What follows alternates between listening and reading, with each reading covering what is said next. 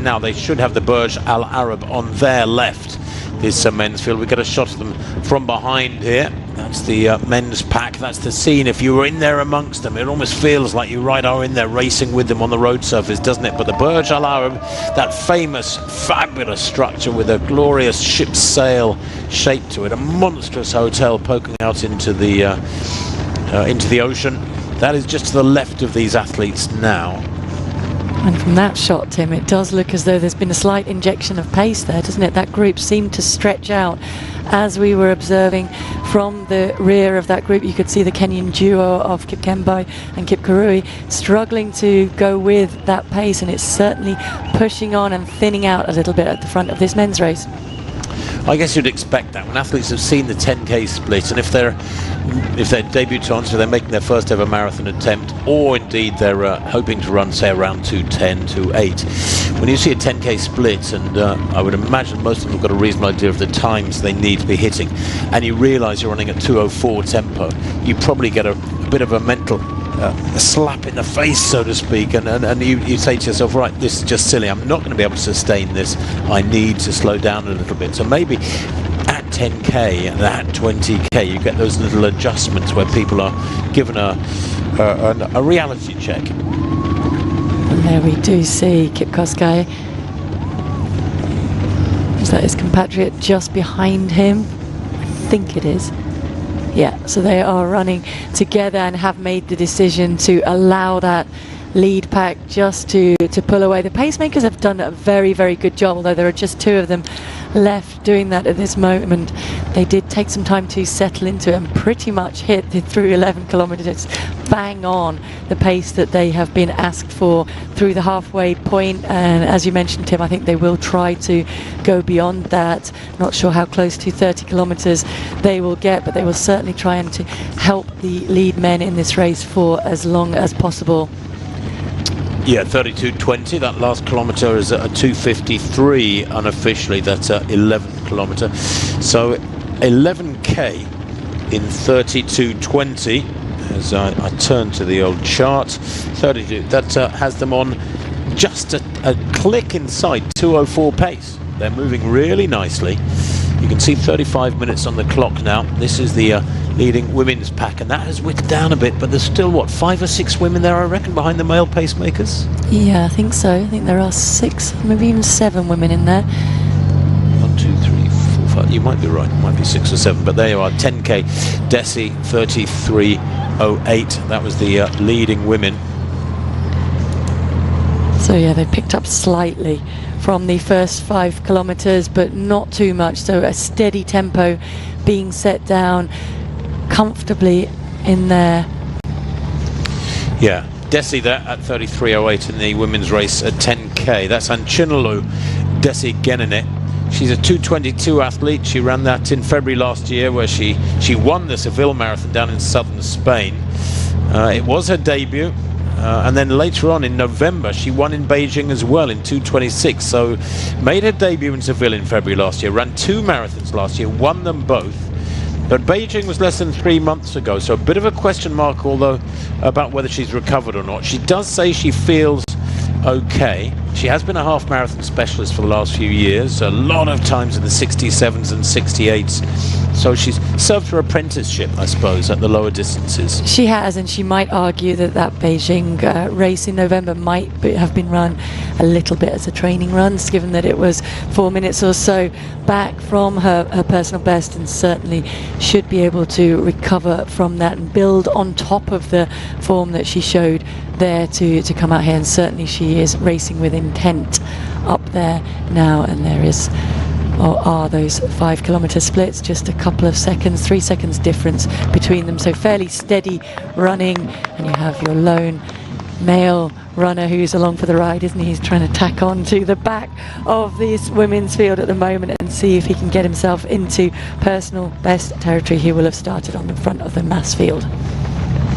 Yeah, those splits really impressive. The first 5k 16:36, the second 5k segment 16:33, metronomic. And of course that's what you can do on a course like this. You can, for the pacemakers and the athletes themselves, it's a little bit easier to hit really steady, consistent splits and a tempo that is the same. Whereas if you go to a course like, I don't know, Boston, say, take an extreme, where there's a massive downhill in the early miles, the early kilometers, you get some insane splits coming out, and then they hit an upslope and it changes dramatically, and that really does play with your mind and your body, and it's so much easier, I suppose, on a flat course to maintain that steady tempo and keep a nice rhythm going. Paula, just thinking of which, you ran Boston last year, didn't you?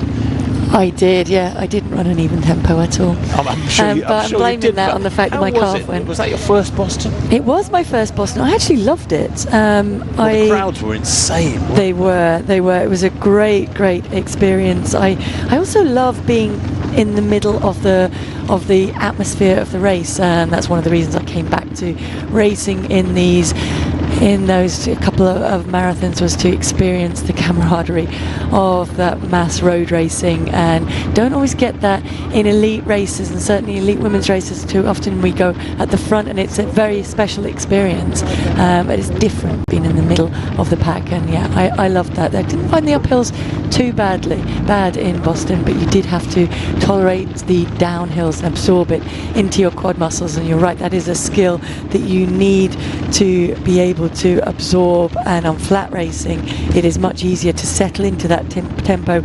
We are seeing a yo-yoing of the pace, as you've just seen come up on your screen, through that 12th kilometre back down to 2:52. That may be down to the placing of those markers, and better to look at the average pace over it. I can't believe that they've changed by 7 seconds. That's a big chunk of tempo change, so to speak, when there are no significant adjustments in the up and down or the altitude of this race.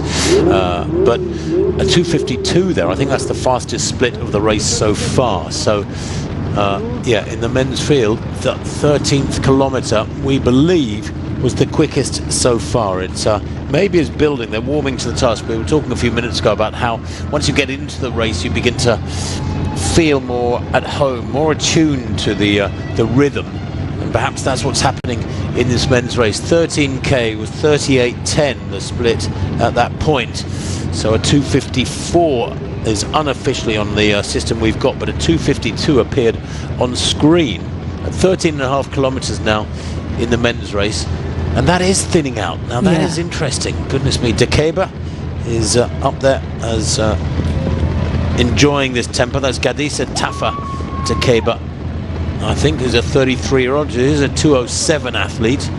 Set his personal best in March last year when he raced in Wuxi. He came second. He lost by just 2 seconds, but it was a personal best by almost 3 minutes for Dekeba in that Chinese race. A massive personal best for him to get down to 2:07. And back at the front, settled in behind the pacemakers, that is Robe and Segu on the far side. On the far side, he does have a 2:05.14 to his name. Is returning from a 4-year ban in the past couple of years, and racing with intent. Roby, though, looks keen, doesn't he, to move up alongside the pacemakers. The only man who's kind of getting slotted right behind them, as if to urge those pacemakers to pick up the pace a little bit. Well, he was third back in 2015, Roby, so he's back here for the first time in 11 years. He ran 2:06 on that day, very close to his lifetime best, which was also in 2015 in Eindhoven in the Netherlands. He ran 2:05.58, but he won Venice last October. So he's still in great form all these years later at the age of 35, and it's a factor, isn't it, that a lot of athletes, when they manage their careers well, you can have a very long marathon career. If you see athletes who do 4 races in a year, and then sometimes quite often you see that they have to have the next year off, and then they come out and they run another 3 races in a year, and that doesn't make for longevity. You know, the old adage, even with the new technology in the shoes and so on, probably is that 2 marathons a year is a nice steady rhythm through year after year that you can maintain. Yes, you might be able to push that to 3 perhaps with the new shoe technology, but certainly, I mean, Eliud Kipchoge, the master himself, has shown that age is no barrier in the marathon, and that you can keep producing, your endurance stays strong as you do get older. And in fact, a little bit of the wisdom that you accumulate from all of that racing, of course, factors in the marathon is about knowing the distance, knowing your body, and knowing the training, and knowing how to recover between that racing and training as well. So as you do get a little bit wiser, that can come into play over the marathon distance, perhaps a little bit more than over the shorter, faster distances, certainly on the track. Well, here's some news for you. They got to 14k in 41.05, and that adds them on schedule for almost exactly the course record, well under 2:04. They are clipping along at a fabulous pace here in Dubai. If you've just joined us in the last few minutes, you're very welcome to our broadcast. Myself, Tim Hutchins, and Paula Radcliffe, the former world record holder, with me here now for this 25th edition, the coverage here live of this Dubai Marathon in 2026. The men's field, the big pack is moving along really quickly. Some will survive this quick tempo through these first 15 kilometers or so. Others will drop away and suffer. Some won't finish. Who is going to be in which category, I wonder? Who will have a great day at the races? Who will have a solid day? Who will have a bad day? And who won't finish at all? Too early to say. We're at about a third distance now, so plenty to come. They're hoping to get to halfway in about 62 minutes, and there you are. Look at that, the predicted race time in the men's race, 2:04.09. So a brilliant job being done by the pacemakers through this first 40 minutes plus. And as we look at the athletes trying to get onto the back of that lead group, we did see that it's still a fairly large lead group, which is great to see at this point. A lot of company for the athletes up there, a lot of gauging and assessing going on in the minds of those men at the moment, as well as to how many of those athletes are in there for the long run through this marathon this morning. How many sound really comfortable at this stage as they go through the drinks tables and pick them up on the left hand side. There's some going for water. They do have the opportunity to put in their elite drinks bottles the night before, and they will be told, as we said, where they will be set out on those tables, so they know which table they're aiming for to get their own prepared bottle. And then at either end there will be tables with just plain water as well. They've gone through 15k in the men's race in 44.01 unofficially. That was at 2:56, but great job being done by those pacemakers. Just listen to this, the last 4 1 kilometre splits: 2:56, 2:54, 2:55, 2:56. And the leading men, there it is, 44.04 is the official split at 15k. So we'll take that one as the correct one. Roby Tuame Tolesa Kizimana is in there as well, the man who is another, unfortunately, the Rwandan 29-year-old who have served a ban in years gone by. He's done loads of his races in Italy, seems to have been based there. Many half marathons in the 61-63 minute range, Kizimana. And of course, it helps a lot if you've got good speed at 10k and half marathon. When you move up to the marathon, you're feeling that little bit more relaxed, or a little bit more comfortable with the race. He raced in the World Championships in Budapest back in 2023, and then was banned for a couple of years, very sadly. And it is regrettable when you read that on the CV of an athlete.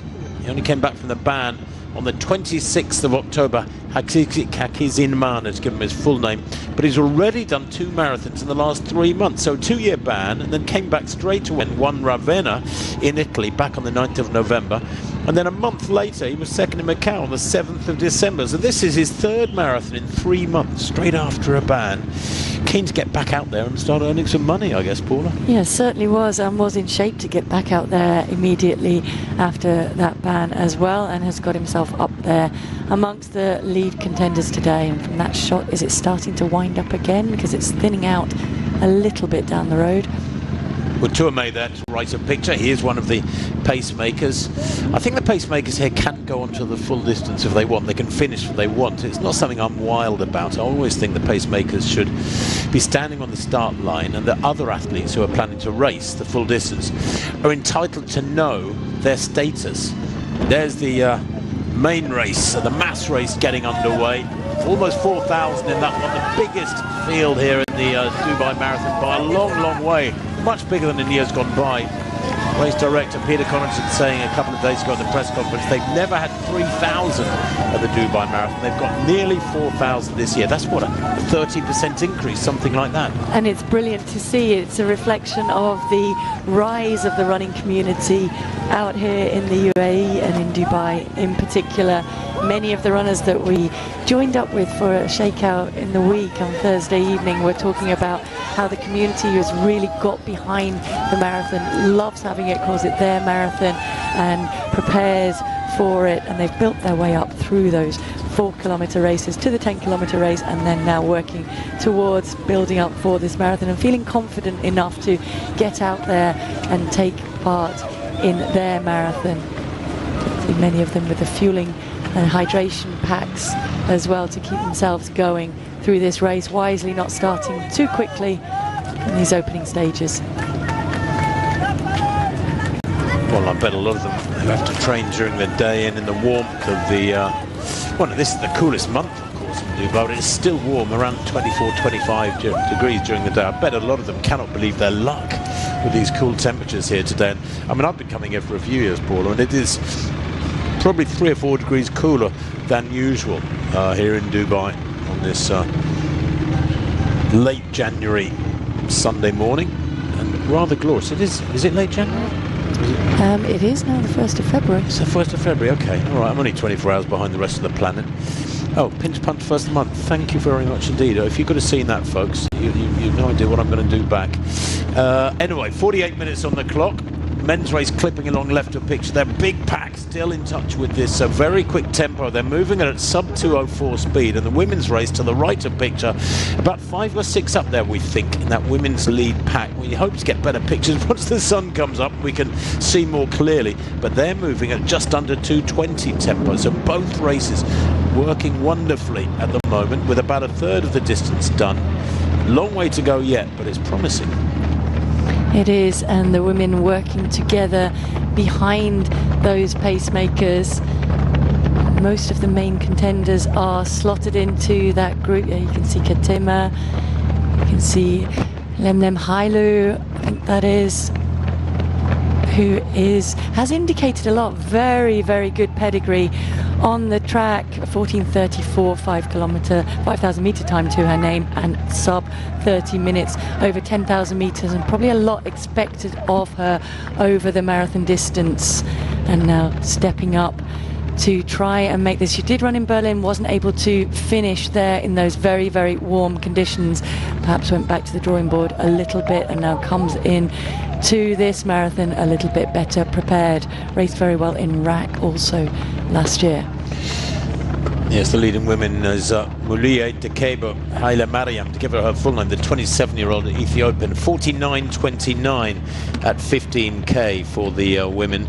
But Dekebo, well, interesting athlete, and running her 9th marathon here. She ran here back in 2018 when she was 10th in 2:26. She's improved a minute or so on that now, a couple of years ago, running in Houston in the USA with 2:25. But she's run many good half marathons and moved up to the marathon in 2018, but hasn't been as consistent as she would have liked at the full marathon distance. She's failed to break 2:30 in 4 of her 8 marathons. She's gone out very optimistically today, though, Paula, at sub 220 tempo for an athlete with a best of 225.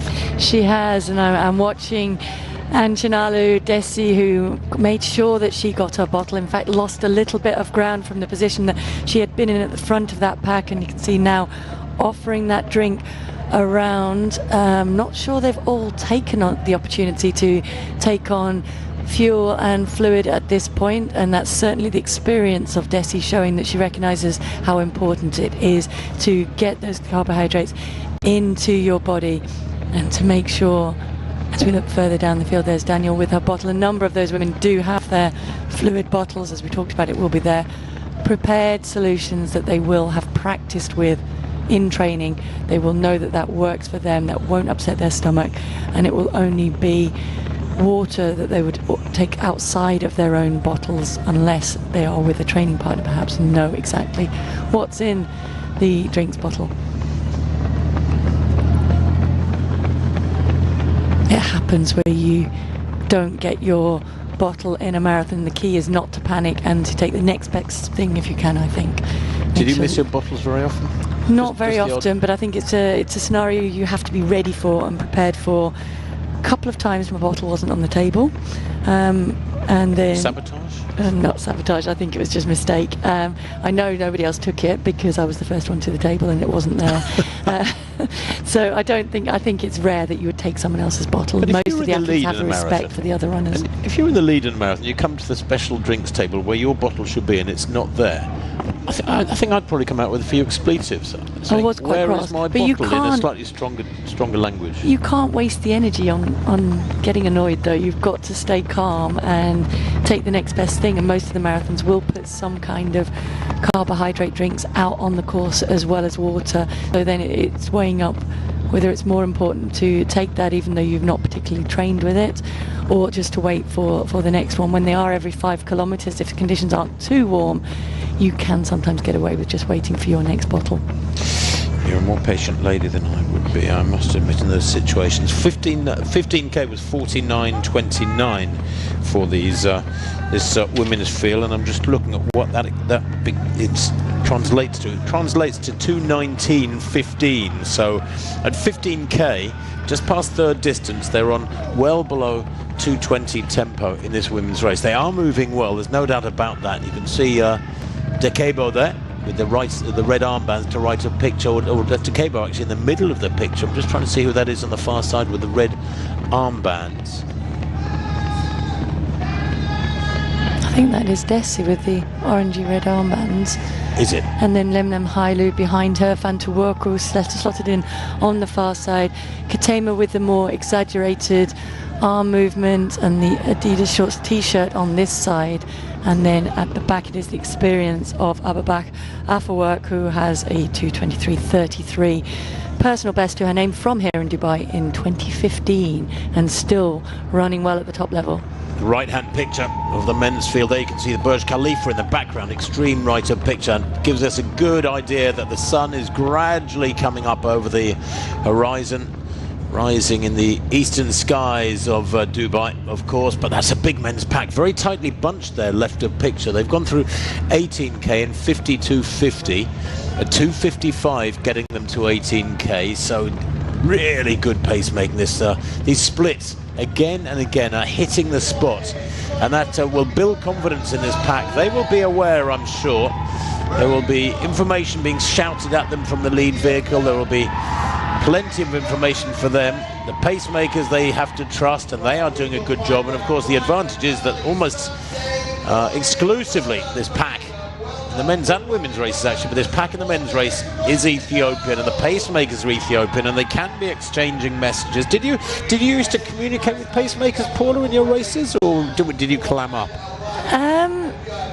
I think there were only a couple of times I actually had pacemakers that stayed with me for a significant portion of the race. Back then it was much harder to have the depth on the women's side to get the pacemakers in there. So yeah, when I ran the world record, I had the Kenyan pacemakers alongside me and was able to communicate a little bit with them. I tried to concentrate on racing them actually, and I think perhaps that's what many of the strategies will be out there today as well, to almost see them as another racer, but a racer that you can slot in behind and trust to get you through on the right pace. And they are doing a great job today of gradually winding up the pace, both in the men's race and the women's race. We are seeing not silly pace through the first 10 kilometers, and then it's picked up through to 15 kilometers and then on towards the 20k as we are approaching now.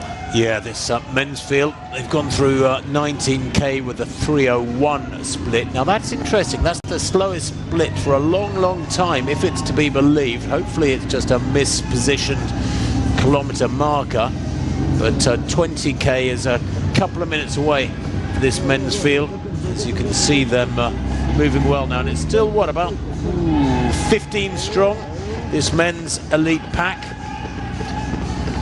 And there's Dekeba. Is this the chasing pack in this men's field? I think this is certainly towards the rear of that lead pack. The men sticking to their own tempo here. Eyes focused on the road ahead and the other runners up ahead. Yes, it's the back of that lead group. Yeah, Dekeba, that's Negasa Dekeba Bekekle. He's the man I mentioned earlier, who's an 8:35 steeplechaser. He's only run a 65-minute half marathon, ran that in the Hong Kong half marathon back in January last year, so a year ago. Although Hong Kong, of course, usually the conditions, racing conditions there are very hot and humid. Quite a tough place to go and race. Tolesa is there. He is a pacemaker, Tolesa, so he has dropped back, I think, to maybe help this no, that is we're at the front end now. We're at the front end again with Roby back there. We did get a quick glimpse of Yassine Hadji as we moved up through that lead pack. We think we mentioned him early on, didn't we? World under 20 silver medalist, over 5,000 meters on the track, and indeed won the World Cross Country Junior race that year, so has the pedigree. Has not raced a lot of marathons, only 2 marathons, but raced well so far and trains with Tamarat Tola, who has that world best performance so far this year from the Doha Marathon earlier, and Cissé Lema in that group. So got a lot of top athletes to learn from in training around him. They're only 100 meters or so from the 20-kilometer point. Tolesa and Roby there alongside them. Tolesa is a pacemaker. Roby is a racer. Just looking for Roby on my list here. And of course, this is a big field. Sometimes we're sitting here in our commentary position, we're struggling to find the names. Yeah, he's number 5.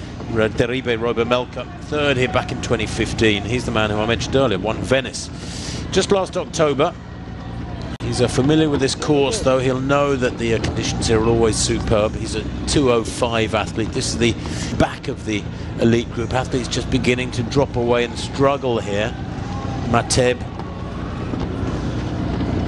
And Senabata as well, dropping off that lead group. Was a late addition to this race, so travelled here, committed and went with this lead group, and then now just struggling to hold on to that pack, as we see a perfect example of having a slightly different drinks bottle to be able to pick it out on those tables.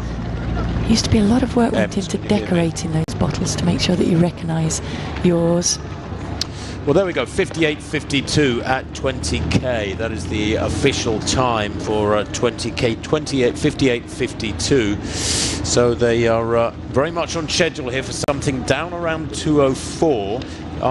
Perhaps a little bit worryingly, the last 2 1-kilometer splits have slowed a little bit from a very regular 2:55, 2:57 tempo. The last 2k splits we've been given have been 3:01 and 3 minutes exactly. But if at 28k, 58.52, if we can extrapolate anything from that, it does mean they're on just outside 2:04 now, 2:04.07. And you can see a little bit of concern, a little bit of chatting going on between the 2 men who've done a great job so far with pacing. Tolesa just trying to chivvy Tuame on, or have they decided to perhaps divide?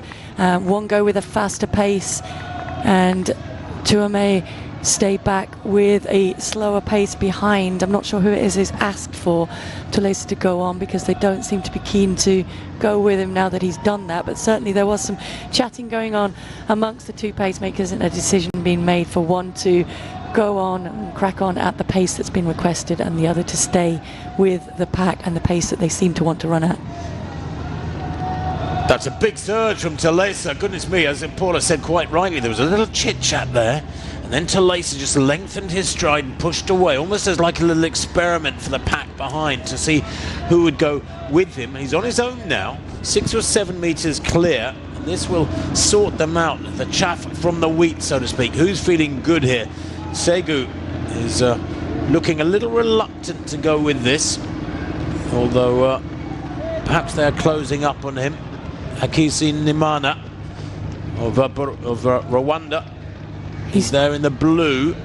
Segu and Giletta is moving up now. They're gradually almost being tempted, like a carrot, just a few meters up the road, being tempted to go with Tolesa.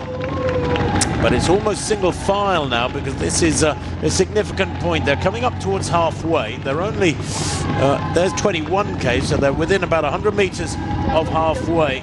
And Tulesa maybe here realising that they need to pick it up a little bit. They were looking for 62 minutes at halfway, Paula. It's within a few seconds of being perfect. It's not too far off, is it? And I think he did a very, very good job, Tulesa, of realising that that pace was dropping, that perhaps the second of the pacemakers was not able to work with him on maintaining that tempo for the other athletes, and so he is now knuckling down to that task on his own, and the field are gratefully going with him. Well, this is where they were having that little chat. Look, glancing across there, Tulesa, one of the allotted pacemakers for the lead group, they were looking for 62 minutes at halfway. Tuame to the left of picture there, I think was perhaps saying, I'm not feeling that great, you kick on. Yeah, I think he was. I think he was saying, I'm not able to go with this. You need to push on, I will drop back and try and help the chasing group here. And Tulesa is doing a good job checking in with his watch regularly, and there has been that response from the field behind, but it's certainly been a response led by Segu, who at the front of that single file behind him, trying to get back into the slipstream of the pacemaker. That is what he's supposed to do, is sit in front and be able to take the wind and allow athletes to just concentrate on the heels. Well, they have gone through halfway. The time there officially 62:06 in this 25th edition of the Dubai Marathon. 62:06, that kilometre through to 21k at 2:58.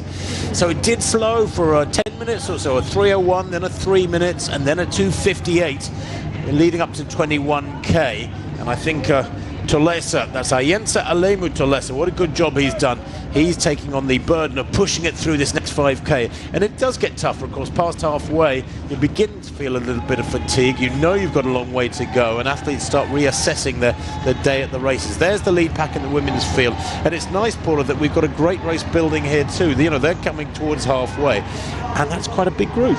It has. We've lost one, have we? I think there were 7 women in there earlier, and now I make it 6, but doing a good job of working together. There's Lemon Hailu still in there, Katema is still there, Dekebo, and I think that's still Desi with the orange arm sleeves on the far side, Fantuworku, and it's now Adugna, so it's Afterwork that we've lost, is it?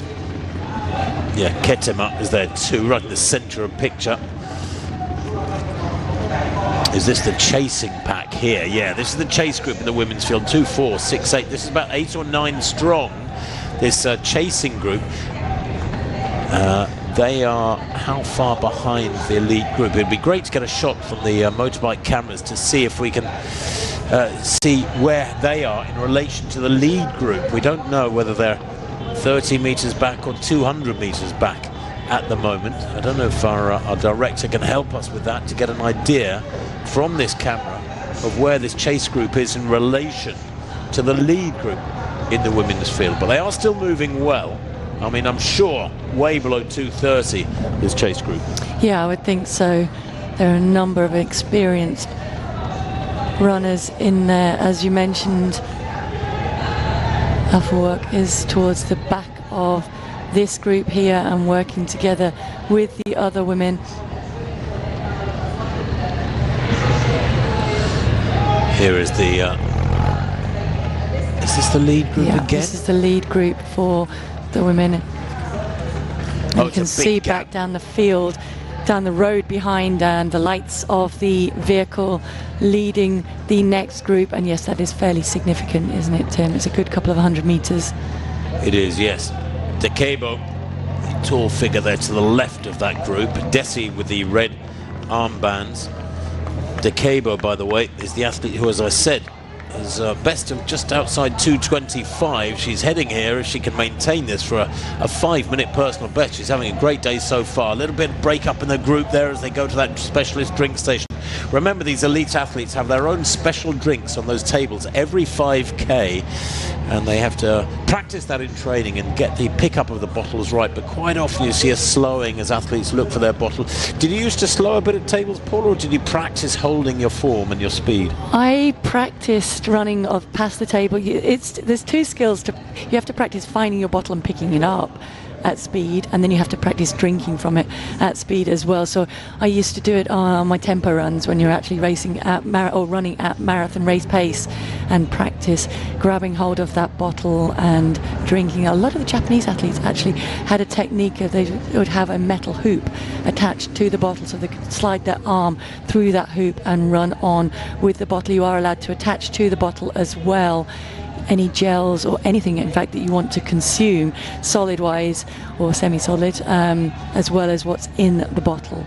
It just needs to be attached to it. And now we see a fragmenting as we come out of that drink station. There's been a slight injection of pace at the front. Ketema trying to bridge that gap back to, I think it is the lead duo have got away, and Desi is certainly one of them. There is Adugna, who had a breakout win in Dublin on her debut just in October and struggling to go with that lead group. It is Dekebo alongside Desi at the front. Well, we got the 20k split 65-52, and it was Dekebo, Desi, Werku and Ketema, the four leading lights at that one. Werku, of course, the pre-race favourite, the 26-year-old who was fifth in Berlin in 2:21 in her debut, only running her second ever race here. Dekebo there, the tall figure nearest the camera. She's the 2:25 athlete, running her 9th marathon, formerly a very good half marathon athlete. And Halo, here is Halo, looks a little isolated. Is she just behind this group? Adugna is there as well. She's a 2:26 performer. Abisi Adugna Idessa. She won Dublin, actually, the Dublin Marathon back in late October, so only a couple of months back. I wonder if she's freshened up. But there are those kilometre splits in the women's race, as you can see, and again an indication of just what a good job the pacemakers are doing.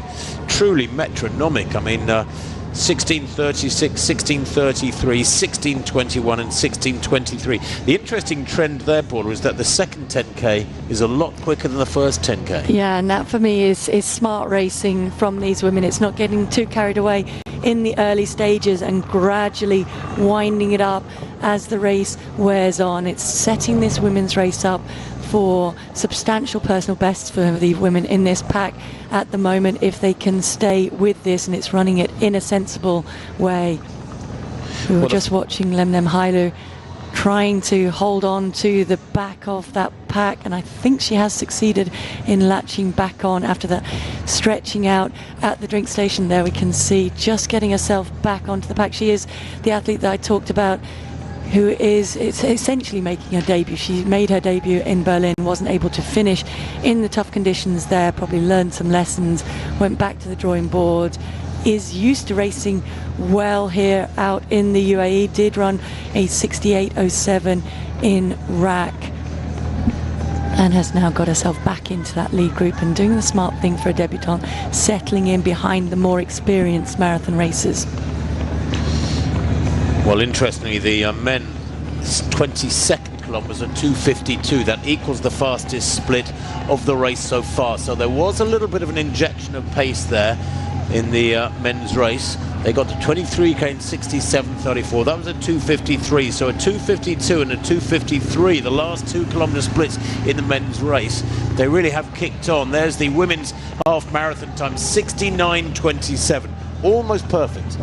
Absolutely spot on, and as I was saying, I think it's sensible racing from these women, and you can still see there's a pack of those 6 women in there, very competitive. Some looking around from the lead pacemakers, as there should be, in terms of gauging, is the pace that they're setting down correct? How much appetite is there to keep winding that up gradually, or do these women want it to settle? They will take guidance from the women at the forefront of that pack, so notably from Desi and Dekebo.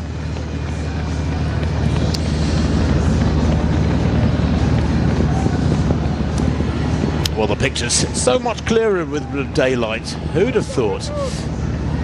The athletes, of course, though, will be so appreciative of the earlier start time and the cooler conditions. Then they're taking full advantages of it today in both the men's and women's races in this 25th edition of the Dubai Marathon. They're building nicely. Just a reminder for you, the men got to halfway in 62.06. The target was 62 minutes, so that is just about perfect.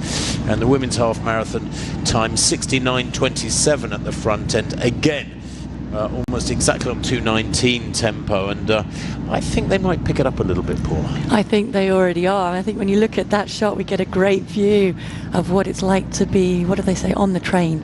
You jump on the back of the train, don't you, being led by the pacemaker, and you have the men perhaps feeling the best and the strongest at this moment slotted in behind that pacemaker, and then the others settling into that slipstream. And what you want to try and do as it's starting to hurt a little bit more in this race, hopefully not too much at this stage, is really focus on the heels of the athlete in front and not expend too much mental energy in kind of moving around the road. Just focus on getting into that slipstream and focusing only on one foot in front of the other. At this stage, it's very simple.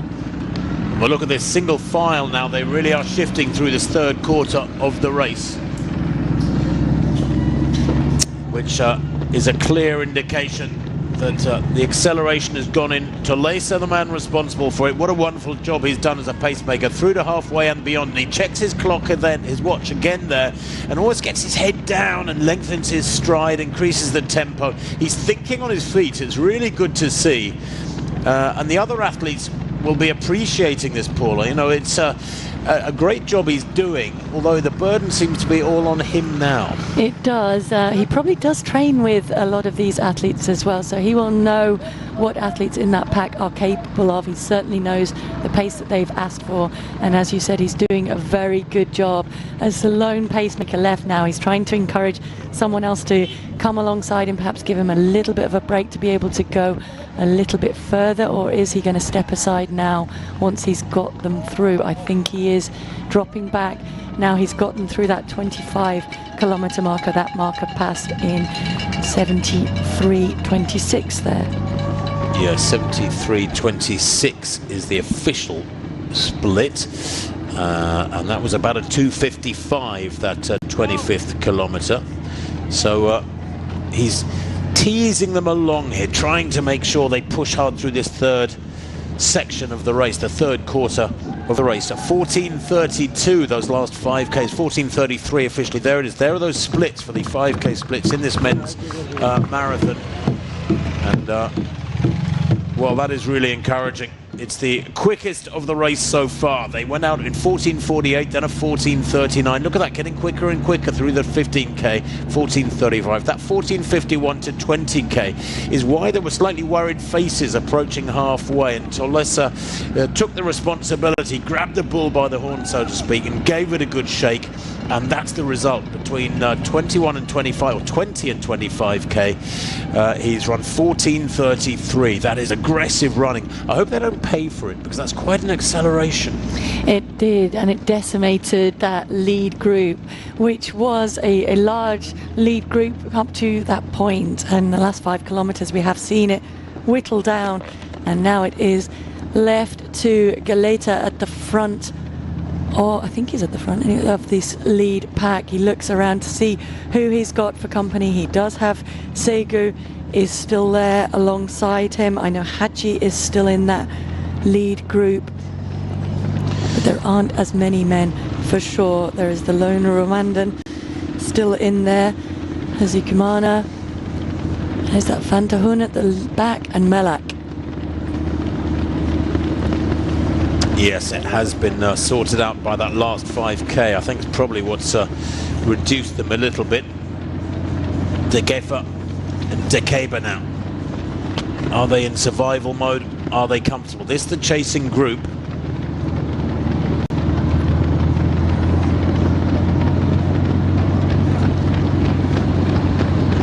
You have to be thinking on your feet. You have to try and manage your race. Germa Degefa making his debut.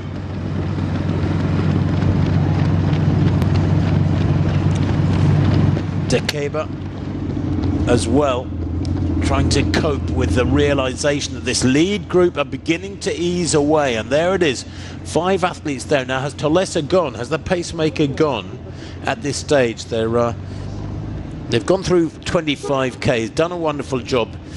Galeta up at the front end there. Haji is there as well. I'd say Yasin Haji Hayato, a 30-year-old Ethiopian. Hadji to the left of picture in that shot. He's a 2:07 performer. Ran that when he was 5th in Frankfurt last October. It was a personal best for him. He ran 2 marathons. He was 3rd in Rabat last year in 2:09, but it's a notoriously slow course. Paula mentioned that he's a former world junior cross-country champion, coached by Gemedu Dedefo, one of the foremost Ethiopian coaches.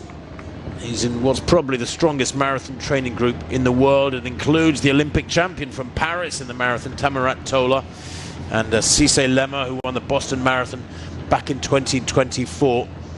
And I guess training with great athletes and being able to match them day in, day out gives you enormous confidence, Paula. So, you know, when you've got a coach who has got a record of success again and again, and you know the formula is right, it must give you enormous confidence. Absolutely. You can put that trust in the coach, and Hadji will have trained alongside Tamirat Tola and then watched Tola go and run as he did in Doha and establish the fastest times so far this year, and he will know what he's capable of in relation to the great Tamirat Tola, who will be a huge inspiration to him as well. But when he's getting close to him in training, a part of him might be thinking, well, I'm in better shape, so I can go out and better that and run a little bit quicker. And he's certainly running with more confidence the more that this race wears on. Just behind him in the yellow vest, that is Jarigna Galeta.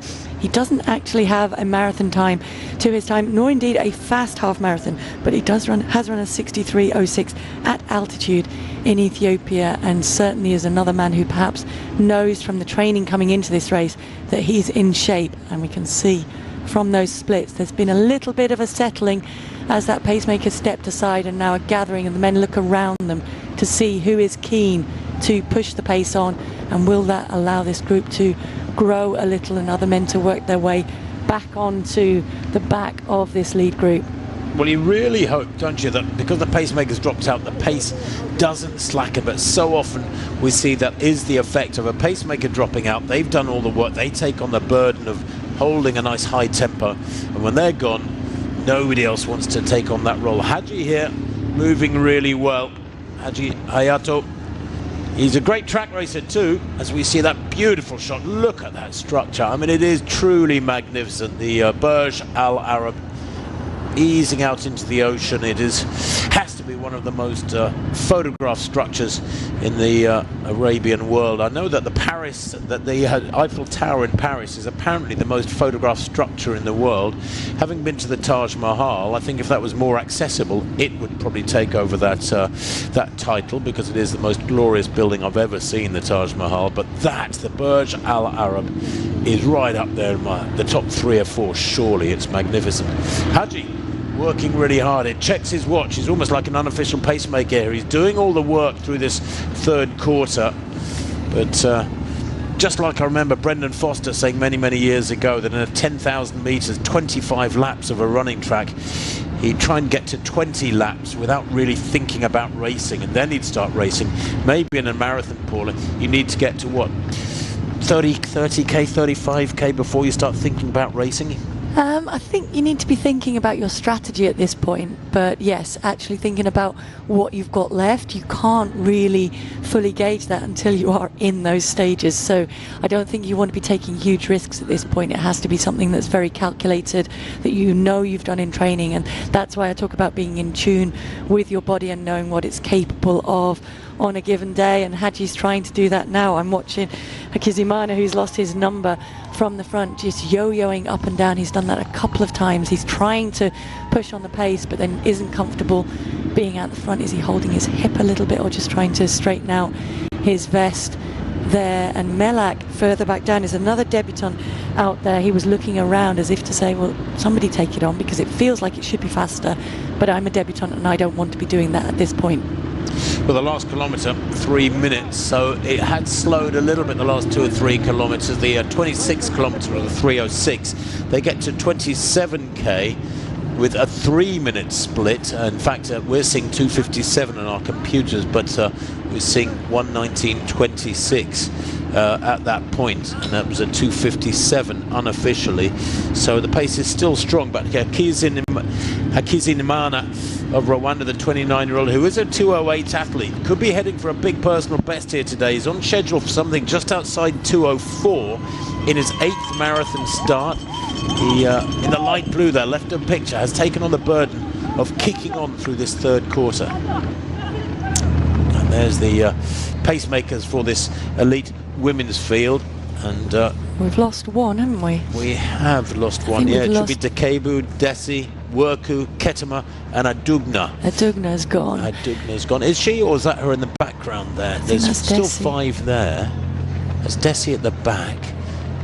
There's Fantu Worku at the front with Dekebu, who has been right there for most of this race. Lemnem Hailu slotted in just behind them, and it is now long-time leader and Chinalu Desi, who is the woman struggling to go with this at the moment, although that may be a bit of thinning out to ensure they get their drinks bottles through this 25-kilometre mark.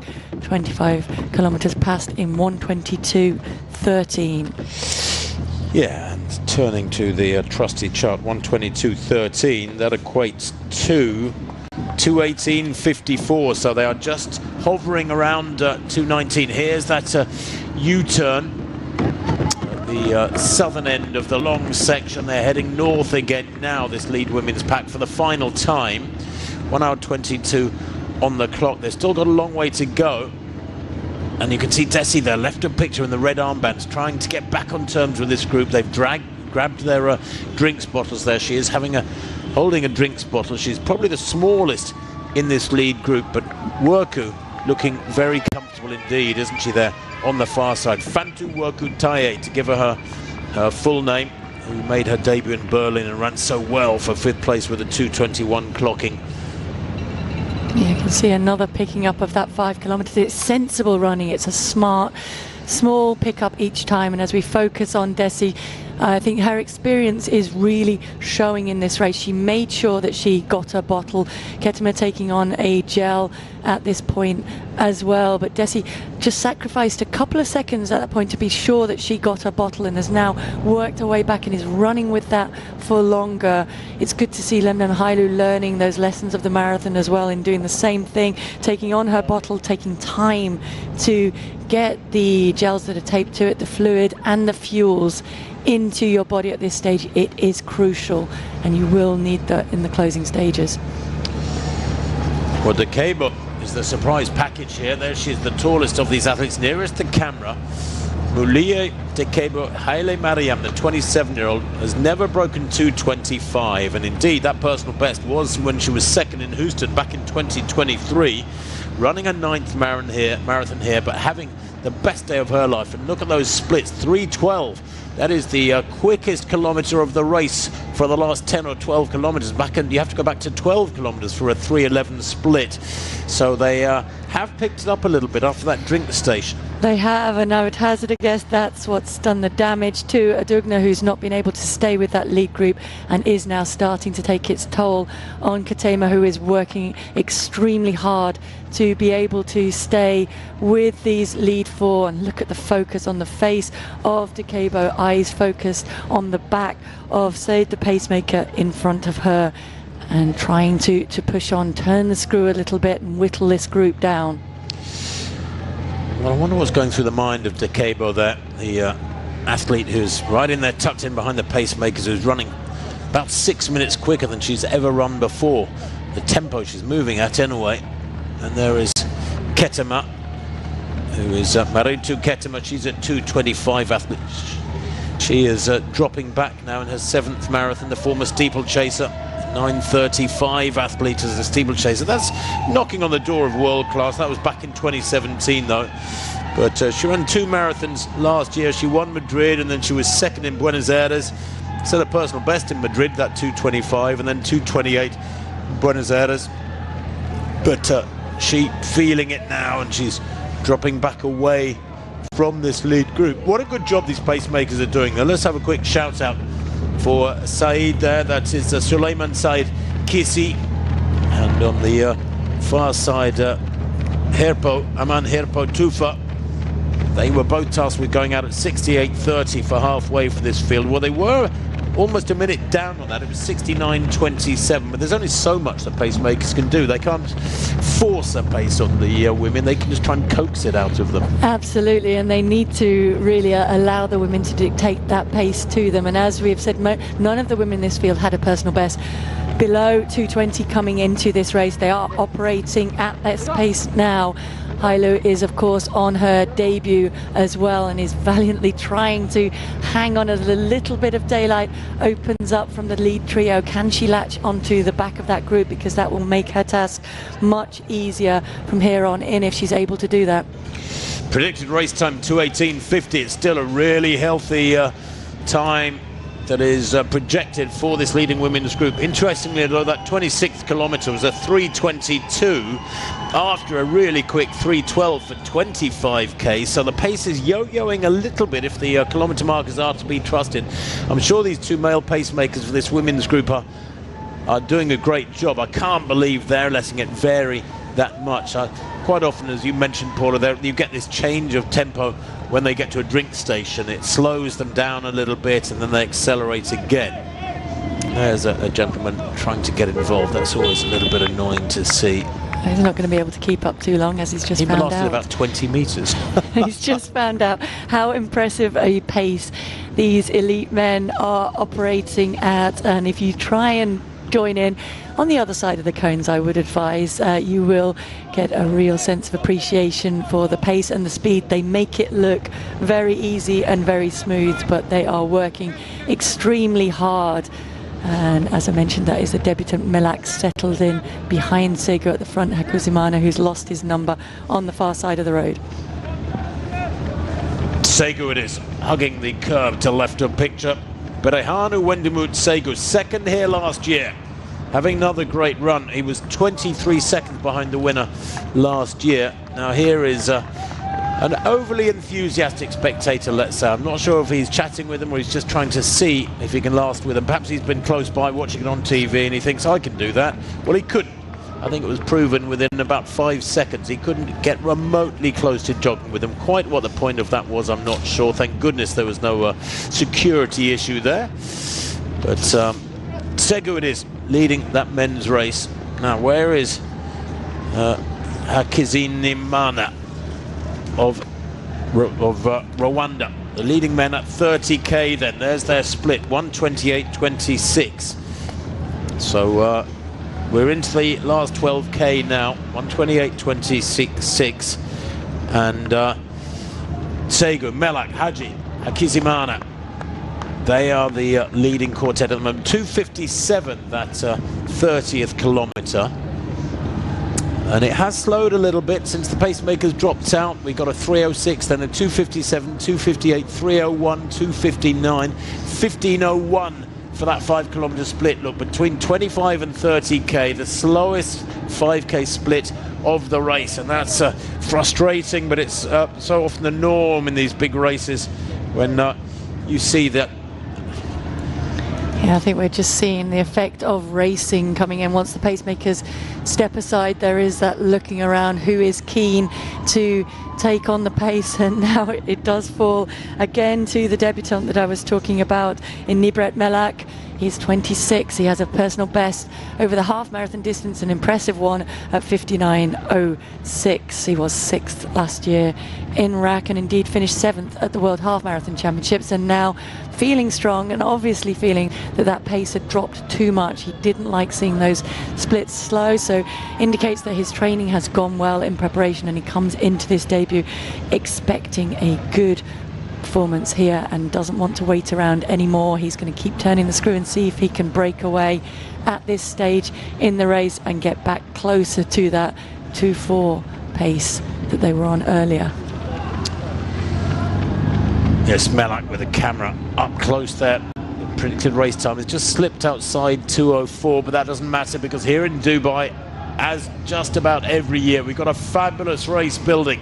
Haji, who is looking so up for it, tucked in there in the in the group at the moment. Yasin Haji Hayato, he's a 2:07 performer. He could well be heading here for a personal best by 2 or 3 minutes, as Melak out in front just looks a little bit more aggressive, doesn't he? There's just something about his body language there, the way that he's striding. I think he's upped his tempo. Yeah, look, quite a short pitter-patter stride, but he looks very comfortable indeed. 1 hour 31 on the clock, and Nibret Melak, for my money, looks like he's cruising along here rather beautifully.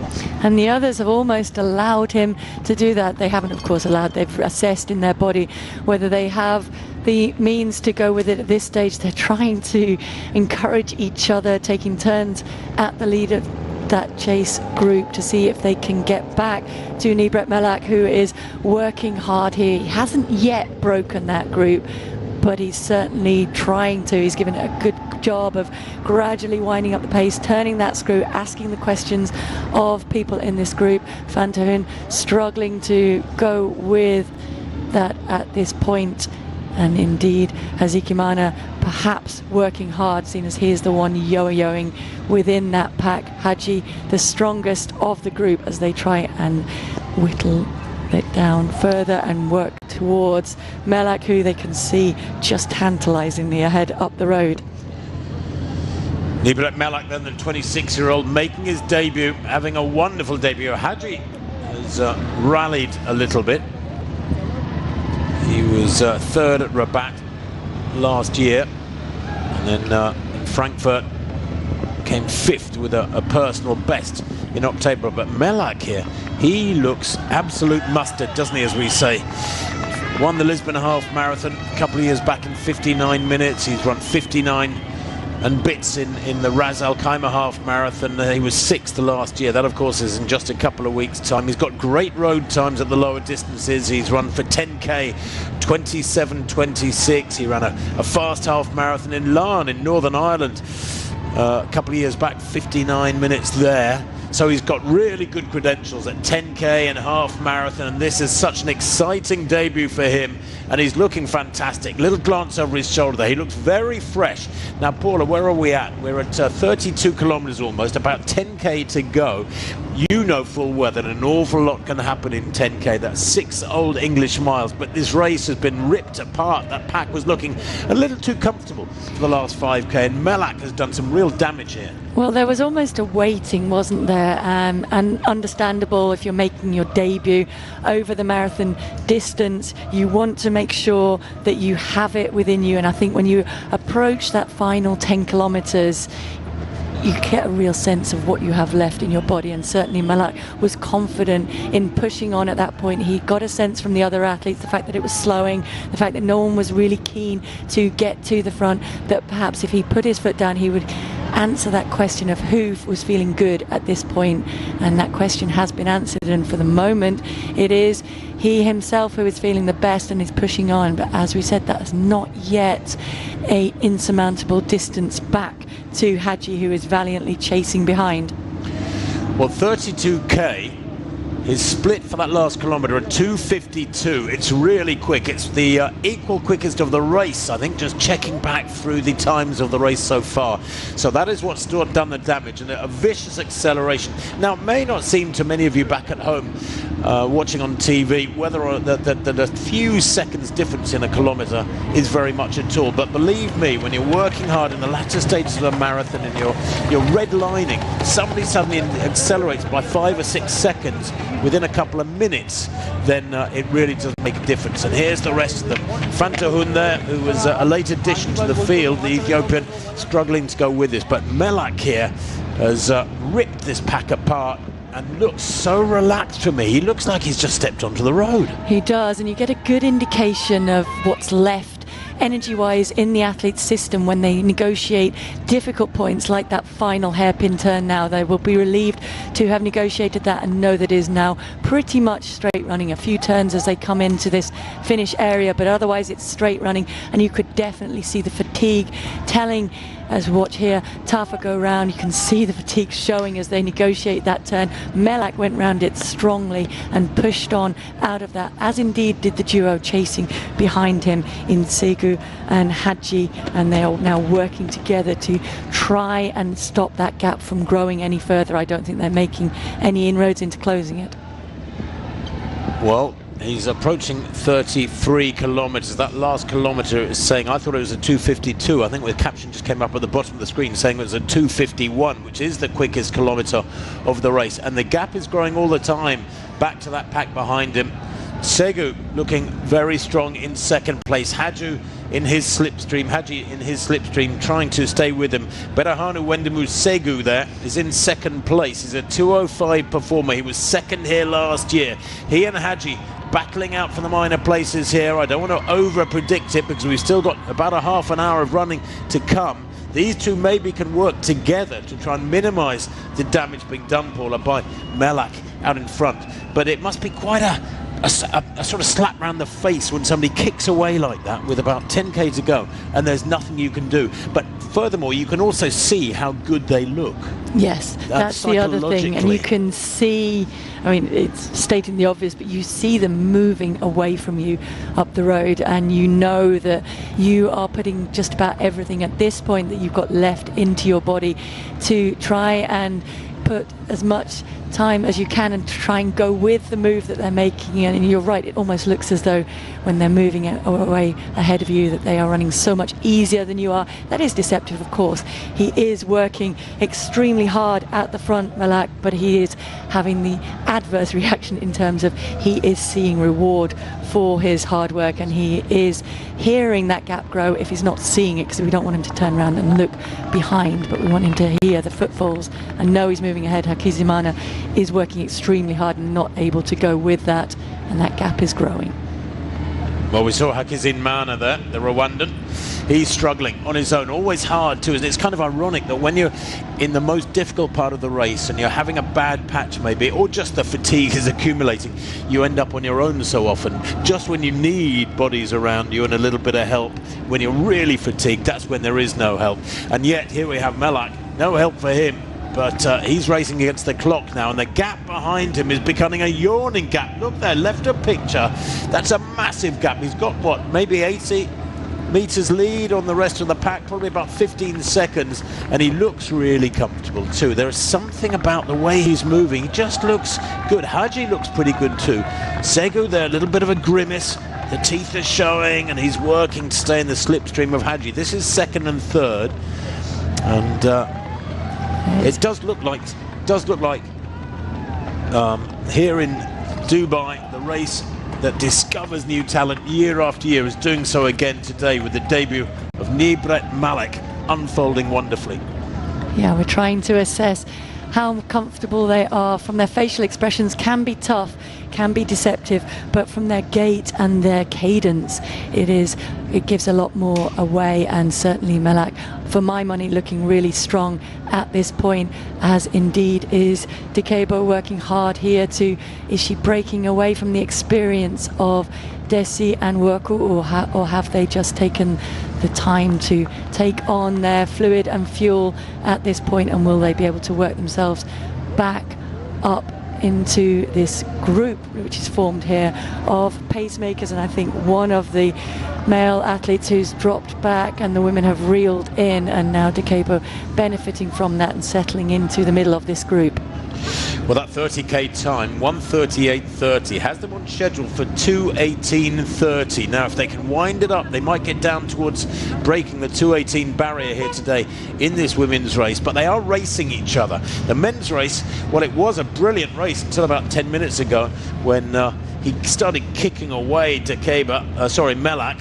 He looks like he might have the race in the bag because he's looking so strong. But in this women's race, we have a real contest on our hands. And it's Desi here, one of the pre-race favourites, who is struggling to go with this surge of those out in front. Worku too, the fastest in the field coming to this in the green there, Paula. She's struggling a bit.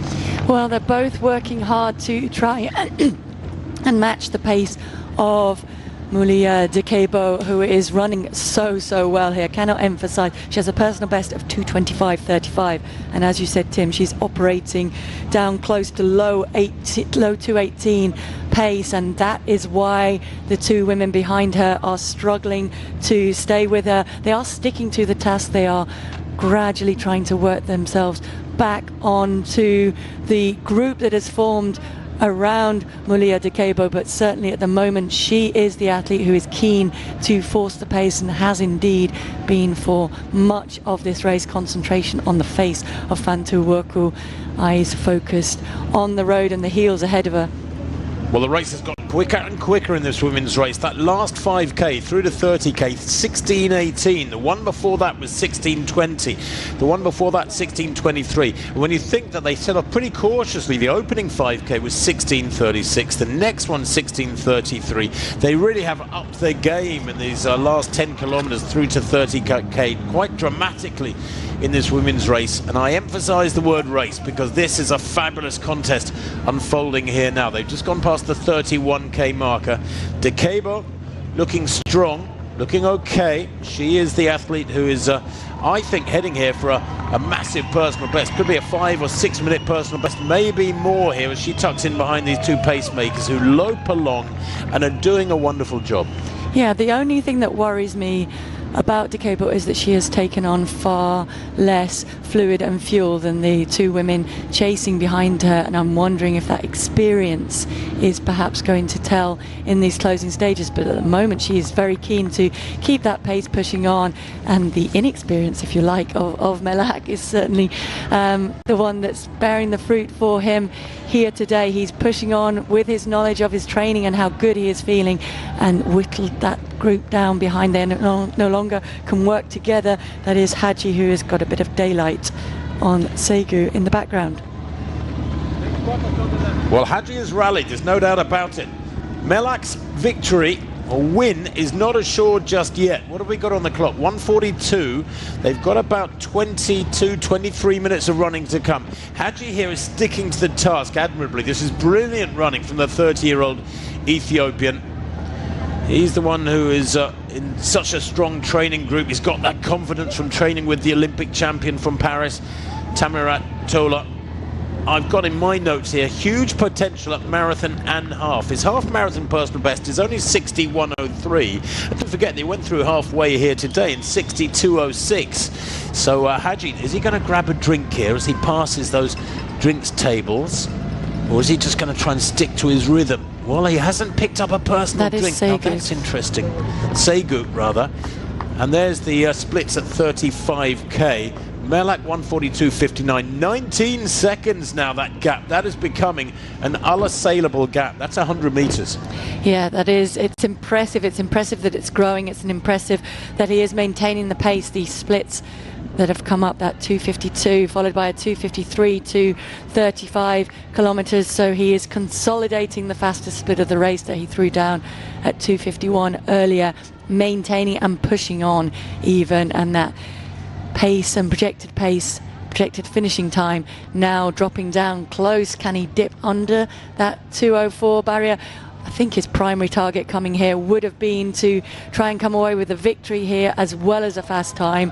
Looks like he's wrapping up that victory. You can never say it's completely wrapped up in a marathon. Anything can happen in the closing stages, but for me he looks strong, and you contrast that to the slight head rolling of Hadji down the road, that 20 seconds or so down the road behind him, who is working hard to consolidate the second place.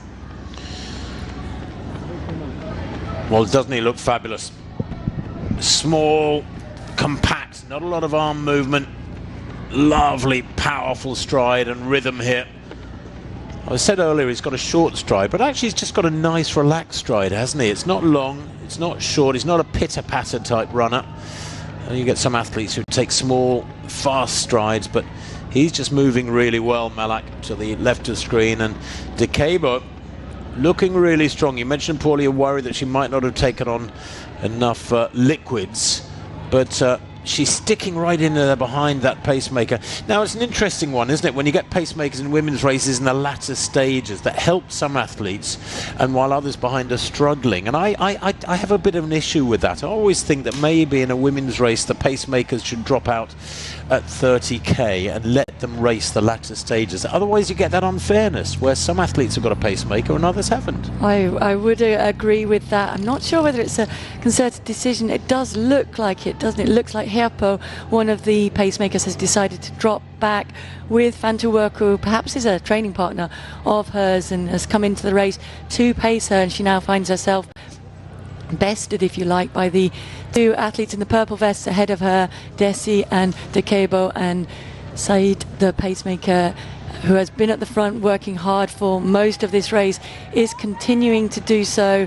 A little look at the watch for Mulia Dekebo, who is working hard. They're all, of course, working very hard at this stage. They're getting now into that final 10 kilometers where it is really pouring everything that you've got left into, and now, as you mentioned earlier, starting to think about how you win this race.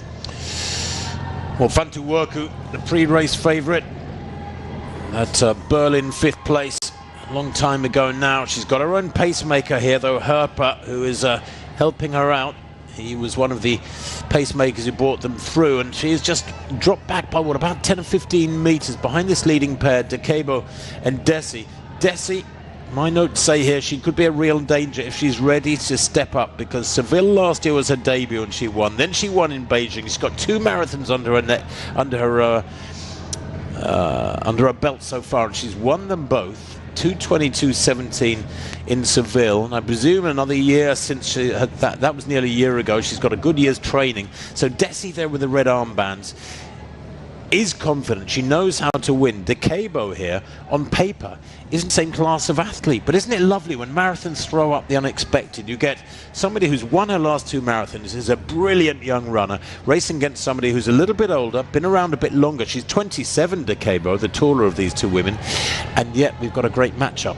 And we have indeed, and they're working hard. That 32nd kilometre you can see on the screen, 3:12 now. 3:13 is round about 2:17 and a half pace. That's why you see the predicted pace dropping down for the women. That's also why we see Fantuwerk working as hard as she is doing to try and go with this, because the 2 women ahead of her are being able to lift this pace coming into this final 10 kilometres and do some damage to the field without, it looks like, doing too much damage to themselves, still keeping enough in to be able to race, because neither of these women has this race won yet. This is still a fascinating battle to unfold over the next 8 kilometres or so.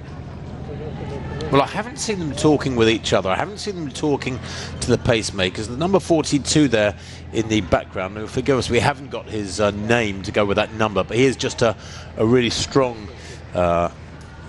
local runner, I think, or at least a late entrant to this race. We've got 40 and 41, 46 and 47, but I haven't got a name for number 42, so apologies for that. But Said, the pacemaker there, doing a great job, as he has done now for almost 2 hours with this pair behind him. They are in single file, so they're working hard to stay with him here, and he's got to judge his effort here, because he's stretching them along here and just trying to hold a steady tempo, I suppose. But they're working hard here. They are, and I'm kind of with you in at this point. It would be nice to have the pacemakers step aside and see, can the women just race amongst each other, because it's certainly helping at the moment, I think, for Dekebo and for Desi, but certainly helping Dekebo a little bit more, just to focus on the heels of the runner in front of her and stick to that pace, rather than if she was leading this women's group, she would have to be pushing on alone, and that's a different thing to do. It's a braver thing to do, and that's what Nibret Melak is doing in the men's race. Melak checks his watch. 1 hour 49 the clock. He's got about 15 minutes of running to come. The gap behind him has got bigger and bigger over the last 20 minutes or so. It has been a brilliant race so far for Nibret Melak, the 26-year-old, making his debut here, an established half marathon racer. He was in the Ethiopian team at Tokyo in the Olympics back in 2021, but he went out in his 5,000 metre heat. He won the African Championships 10,000 metres back in 2024, where he took a silver in the 5,000. Then he won the All-Africa Games a couple of years ago over 10,000 metres. So he's an established star on the track and at half marathon, and it's all coming to fruition now here. It sounds a little bit like your career, Paula, you know, where you worked so hard for many, many years at the lower distances. Then you hit the marathon with the right timing and you find your home. Yeah, I mean, certainly there are some athletes, because you never know until you run the first marathon. You can be told that physiologically you have everything it takes to be a great marathon runner, but until you actually run one, you never know if it will be your home, as you say, and if you will be completely comfortable there. Hadji is also moving into a little bit of uncharted territory here. He's valiantly trying to stick to the task and consolidate that second place. Not really any chance of making any inroads on the lead of Melak here. In fact, you can see back down the road behind that gap that was around about 20 seconds has certainly, for my money, grown more, and he is underlining the pace at the front, Nibret Melak, with that 2:57, 2:55. So when he slows slightly, he picks it up again. Very, very focused on the road in front of him, just not waste any wasted energy. I like his running form. It's an efficient running form. Well, and you know what's really striking is how fluid he looks compared with Hadji. Hadji is working well. He's working hard to keep remotely in touch with Melak here, but Melak looks really fluid. He looks quite magnificent with the sun beating onto his arms. The sun hasn't been up that long. Temperature is just about perfect. There's no wind here in Dubai. If you've joined us in the last half hour or so, you're watching this 25th edition of the Dubai Marathon unfold in 2026. Brilliant racing on the roads of this bustling capital of the UAE. And Segu here, he's back in third place, we think. Berehanu Wendimu Segu, to give him his full name, a 2:05 performer. He was second here last year. He's in third place at the moment. Back behind him there in fourth place to the left of picture is John Hakizimana of Rwanda, who is a 2:08 athlete. He might be heading for a personal best here as well. 38 kilometers on the clock, and these guys are in survival mode. They are, as indeed will most of the marathon runners out here today be once they get to the 38-kilometer marker. It's kind of the point, though, where you know you're going to make the finish. Although the fatigue is really starting to kick in, it is about going to your survival place, whatever the technique is, whether you're running in the mass races or whether you're running in these elite races. They will have developed techniques to stay in the moment, to stay focused, and to come through these difficult stages by trusting in the training that you've put in, by trusting in the mental techniques that you've got in place, just to be able to maintain that rhythm. And the bounce is still there. If you contrast Melak with Hakizimana, you can see there's a little bit more bounce in his stride. He just seems to have a little bit more energy in the lower legs while maintaining that upper body. Well, I can't really talk, but he is maintaining it very, very still, and that's certainly helping him in these closing stages. He is moving by far the best. He looks fresh. That's what's really striking. When we know he's got great distance, great form at the lower distances at 5k and 10k on the 5,000 and 10,000 on the track and a half marathon. But it's the how impressive it is with nearly 2 hours on the clock, how fresh he looks, Melak, there to left of picture. Here to the right of picture, well, we have got a real race unfolding on our hands. There's a new character appeared, 1574. I don't know where he's come from, but maybe he's come through from behind or they've caught him.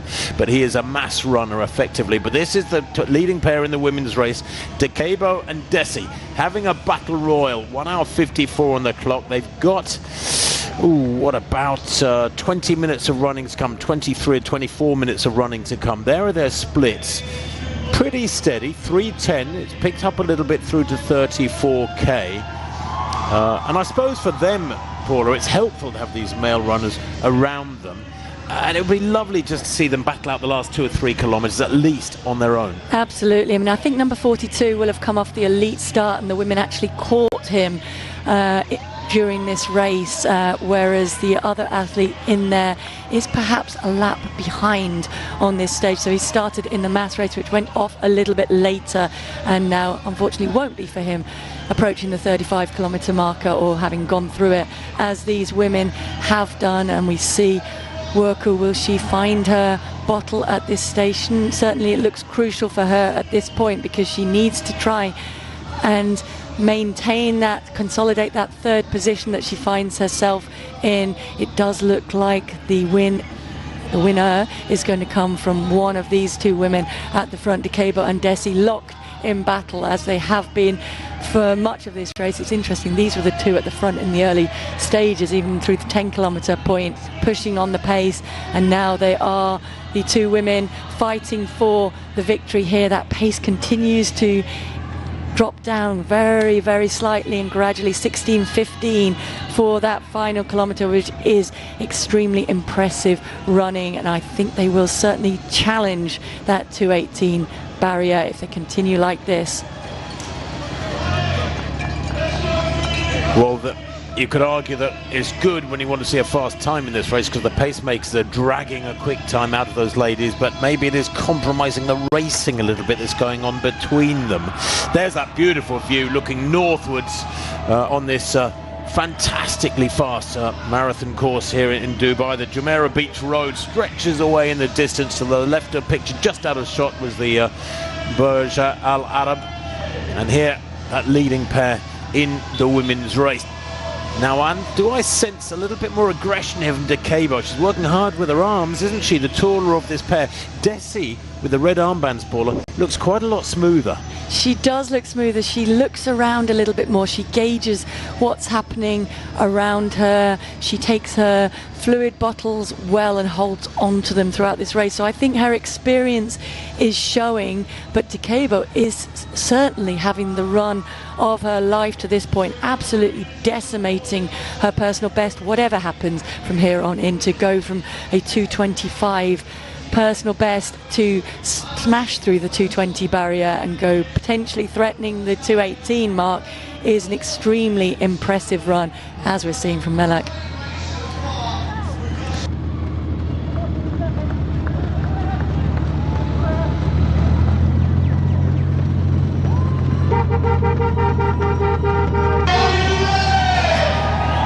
Melak, the current leader, then 1:57.37. That's the 40k clock. I think he's just gone through the 40k timing, Matt. He's just gone through. We shall see. Yeah. Yes, 1:57.35 for Melak at 40k. Unofficially a 2:58, still moving well, taking liquid on board. He's obviously learnt from the best, who is doing everything right. He went early. Some people, Paula, might have thought he went too early when he kicked in. If you're feeling really good, do you go early to go for a fast time? Some people would say, no, it's wiser to wait and hold back, don't give it away, because you risk, the earlier you kick away, the more risk you're taking that something might go wrong in the last few kilometres. But he went really early, and it's unfolded perfectly for him so far. It is, and I would argue that that shows and demonstrates the knowledge that he has from his training, the shape that he's in. He knew he had enough. Contrast his movement now with Haji, who is certainly starting to struggle. He tried to go with it. He's coming into the last kilometre now. He's working extremely hard. I think that last kilometre is for Melak, not for Haji. He's looking back down the road behind. He has a bit of a stitch. He's certainly struggling. Look how smooth now Nibret Melak is pushing on. He had every confidence, and interestingly, he still took that 40-kilometre bottle, if only just to trick his mind. Sometimes just getting a little bit of a sugar hit in your mouth is enough to tell the brain that you have enough energy to get through the final 2 kilometres. And that shot with the sun starting to rise higher in the sky behind him just underlines how smooth and confident he is looking, in no danger of being caught. It is now all about how fast he can run, whereas Haji is struggling. Yeah, Haji, there's a real sign. His form is going. It has looked a little ropey for a little while now. I mean, he's done well to try and ease away and secure second place for himself, but that glance over his shoulder was really telling. If you see somebody looking over their shoulder, it tells you that they're more concerned about what's going on behind them than they are about catching somebody up the road ahead of them. However, that's what he saw, a really good sight, a lovely big gap behind him there, and Haji Yassin Haji Hayato will be delighted with that, the 30-year-old. He's going really well. By the way, when he ran in Frankfurt back in October and set his personal best of 2:07, I'm hearing it was quite a windy day, so maybe that 2:07 didn't do him justice, and he's heading for a big personal best here today. We think the winning time at 40k, the split for, by the way, for Melak, was equivalent to almost exactly 2:04. If he can just hold it together through the last couple of kilometres here, Melak, and he's still looking strong, Paula. He could go below 2:04. I think he definitely appears, there we go, 41 kilometres, so just slightly over a kilometre left to run in this race, and for sure he's going to run that sub 3:30 pace, so he is challenging that mark and operating strongly. I don't think he's lost much in terms of how strong he appears to be holding himself together. His cadence, his form, he's maintaining it really, really well. And that is the hardest thing to do over these closing stages of the marathon. You're in the final kilometre. Everything in your body is screaming to kind of go in different directions. And you need to be able to maintain your form, maintain your focus, and keep working hard towards that finish line, which seems to be moving further and further away. Well, this has been a textbook execution of how to run your debut marathon. A great career at 10,000 metres and half marathon. At 26, moves up to the marathon and destroys one of the strongest fields in the world that we'll see this year here in Dubai 2025. Absolutely brilliant from Melak. I don't think his win is in doubt. No, as we go back to the battle in the women's race, and here there is some doubt as to who will come out the victor in this race. They are locked in battle, very little to choose between them. Their pace has slowed slightly, we see, through that 36th kilometre. Perhaps a little bit of a gathering for the final surge, because in contrast to the men's race, these two women have a race to win yet, and they have to play their cards right. Fantuwerku holding on to that third position and running strongly. Yeah, Fantuwerku dropped by that leading pair, but she has got a pacemaker there of her own through the figure of Aman Herpo Tufa. He was one of the pacemakers for that lead group of the women, and in a way this puts my mind at rest a bit, because if she was having to work on her own here and the leading pair are pushing away up the road, when you see that so often in races where women who have been dropped from the main pack or from the lead group in the latter stages don't get any help, at least she has got some help here to help her along. But then again, you know, there'll be 2 or 3 women behind her stretched back down the road who haven't got pacemakers. Exactly. So you can make a really strong case for saying that from 35k, say, even if as late as that, pacemakers in the women's races should drop out. And Werku will be aware of the fact that although she isn't still challenging for the win, she is still within a shot of beating her personal best time, and that will be motivating her at the moment. That stands at 2:21.57 in those warm conditions in Berlin. Melak to write a picture, almost on the home straight now. He can taste victory, he can smell the finish line, so to speak. We are on the, it is on the parade ground of the Dubai Police Academy. He's within the grounds now, 2:03 on the clock. He's coming towards the finish. That's the penultimate turn he makes. He's got a right-hand turn, sorry, it's the third to last turn. He's got a right-hand turn to make now, and then a left-hand turn into the finishing straight, which is 80 metres long. He looks magnificent. He's staying calm, he's not sprinting, and look at this. I was on this a couple of days ago, 2:03 on the clock. Is he going to break 2:04? He's got a left-hand turn to make here now. He can see the finish line. Here he comes. The crowd roar him home. This has been a magnificent debut from this young man. He strides towards the line, sprints to break the tape, and breaks the 2:04 barrier as well. That is quite fantastic. The fastest time in the world this year. It's only the 1st of February, but that is going to take some beating, believe me. I reckon that was about 2:03.57, something like that. Now he can lie down, now he can look tired, but every step over the last 2 hours plus, he has looked like royalty. Quite magnificent here in Dubai, and the Ethiopian crowds, hundreds of them spectating here at the finish, are celebrating a magnificent victory there from a new star in the world of marathon racing. He has found his distance, hasn't he? And well done, Nibrat Melak. In the end, he did go through that 2:04 barrier and actually rattled a little bit the championship record of Getnat Molla back from 2019. That was 2:03.34. So perhaps had he known he was as close to that, could he have found a little bit more in those closing stages? He had the race wrapped up. He had a personal best for sure, seeing as he was making a debut. And now look at this. The battle, very tiring. Haji. Now what has happened to Segu, who was in third position? Has he passed Haji? No, I think this is Hadji Hadji coming in second place. Hadji was in second place, wasn't he? Yes, he was, but he was visibly tiring. Well, he's got a gap. Maybe Segu, who's wearing number 2, has got his own problems. There's no sight of him yet, as Yasin Hadji Hayato is in the home, finishing straight. And here, in fact, is Akizin Mana. I think he's in third place, so has something befallen Berahanu Wendimu Segu, as here comes the man in second place, Yasin Hadji Hayato, a 2:07 performer before today, but this I think is going to be a magnificent run for him, and it's going to be a personal best as he crosses the line in second place by almost exactly 2 minutes. A fantastic run from Hadji, and that is a run, a really strong run too, from Hakizin Mana of Rwanda. He was a 2:08 performer before today, and he's just come home in about 2:06.02 unofficially, something like that, very, very close to the 2:06 barrier. He has just taken the Rwandan something like 2 hours 15 seconds off his lifetime best. A brilliant run from him to come through for third place.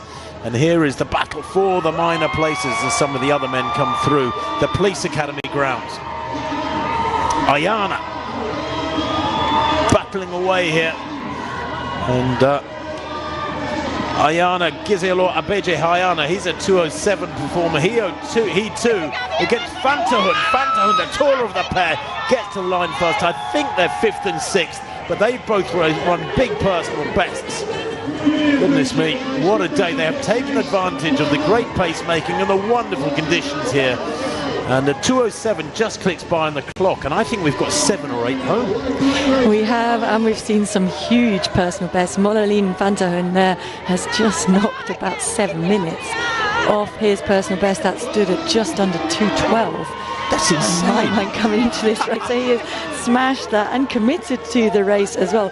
Contrast that to Ayana, who came through a little bit later. He's taken a minute or so off his personal best. I think we will have perhaps a record for the number of personal bests set here today. We did talk about the fact that conditions were conducive to those good times today, and it's good to see that Ethiopian support squad out in strength as always here in Dubai. Hear them chanting long before the runners approach the finish line and celebrating another Ethiopian victory and a stunning debut from Nibret Melak. But that initial fatigue after crossing the line has gone. Here is the form of Nibret Malak. Ethiopia have done it again. Dubai has done it again. It has unearthed a massive talent in this young man. He's only 26 years old. His debut here today was a stunning victory for him. Former track star, former half marathon star, now the fastest man in the world this year in the marathon. And I wonder where he'll be in a few months' time when more races have clicked through, when the Bostons and Paris and Londons and Rotterdams have come by in April. He might still be at the top of the rankings. And I'll tell you what, he's going to be in demand because there's more in the tank, Paul. I mean, he looked fantastic. He looked like he's got another couple of minutes in the tank.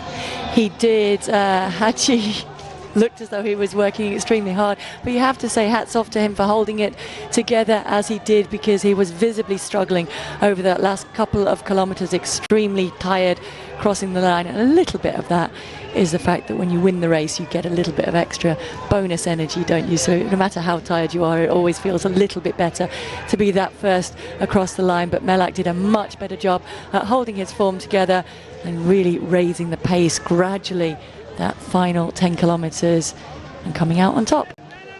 $80,000 for the winners here today, $40,000 US for second and $20,000 for third. The total prize purse is over $330,000 for the men's and women's races. Same prize money, of course, for the men and women.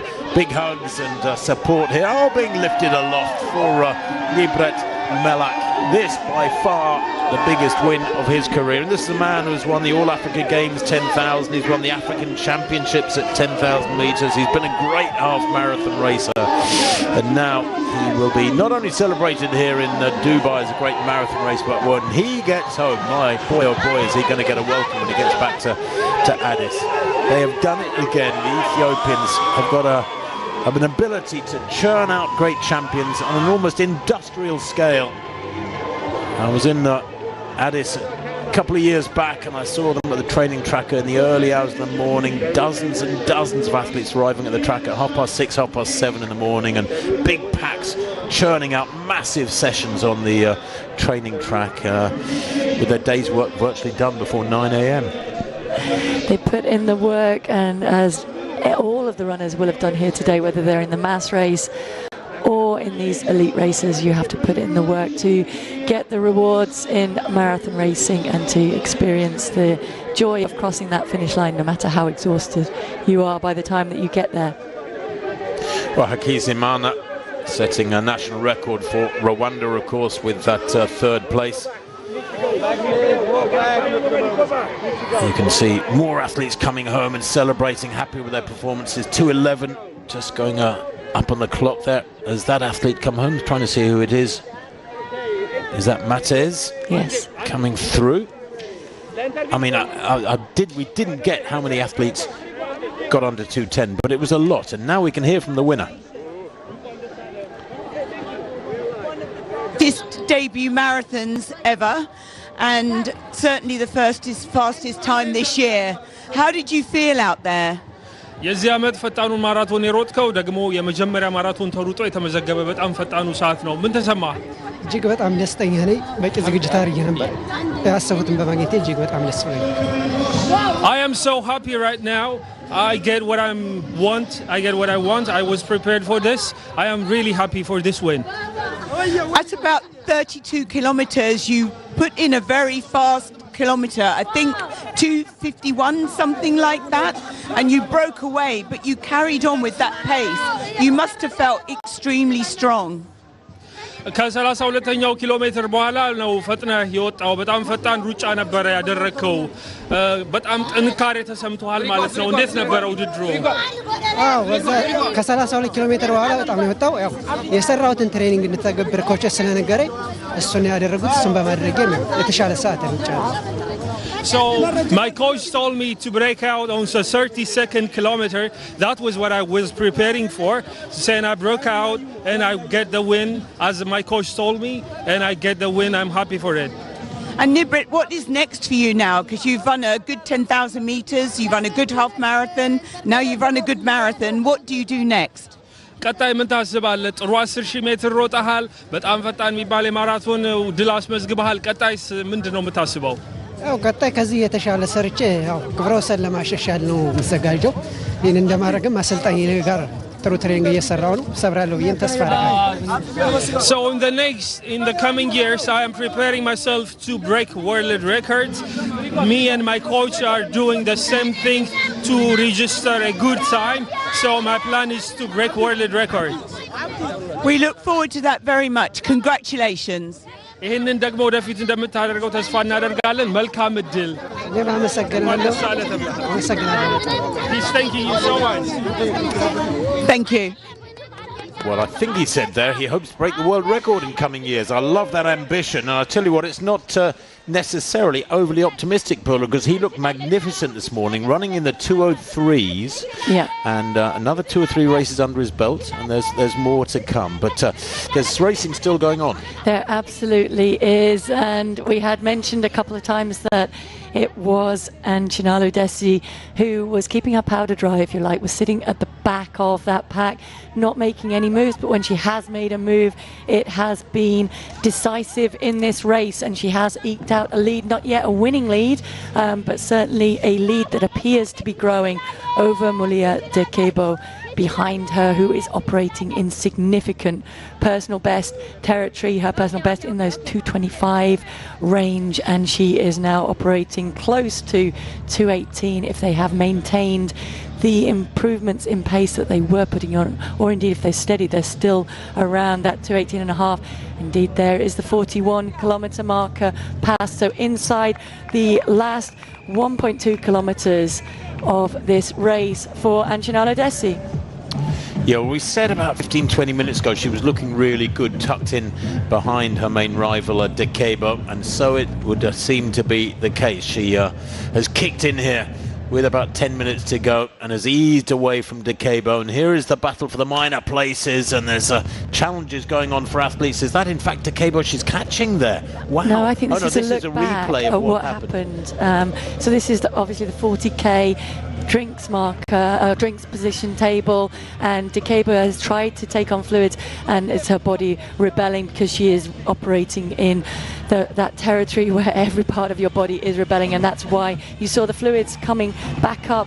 She hasn't given up though, she is rallying. Desi took advantage of that weakness there as she was noticeably struggling to push on and eke out this gap. Has that really grown? It appears to be maintaining, and there can be what, about 500-600 meters of this race left perhaps at this point.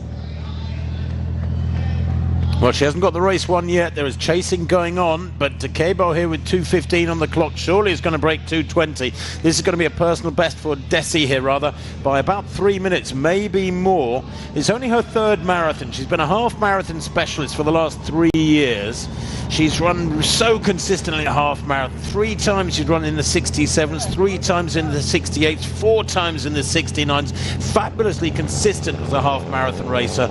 Last year she won Seville, and then she won in Beijing, and this is going to be another win. And Paula, a 100% record of victories after 3 marathons under your belt.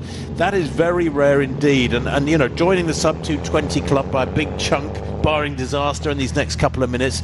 Again, we're seeing, while it's not her debut, we're seeing Dubai here today discovering another massive talent. And I think she's underlined her potential moving forward by the manner of her victory as well. She kept it moving in the early stages, was right up the front of that pack, and then settled back, didn't make any big moves until the decisive one, when she was able to take advantage, when she saw weakness in her rival, push on and forge ahead, and is now forging further ahead as she senses that finish line growing ever closer, a little bit more of a spring in her step, and Decabo sticking well to that task. She's come through that bad patch and handled it really, really well.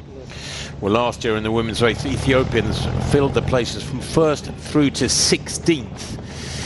And yet again today they're going to have the top places on the rostrum, of course. And Chinelu Desi with Decabo in the background there. The foreshortening effect is somewhat, it fools you a little bit. The gap is fairly big between these two. I don't think Desi's victory is under threat here, but it is going to be a massive breakthrough for her. She's punched through the 220 barrier, still looking bouncy, still looking strong, as she negotiates these last 2 or 3 turns in the police academy here, and she's got about 100, maybe 200 meters to go.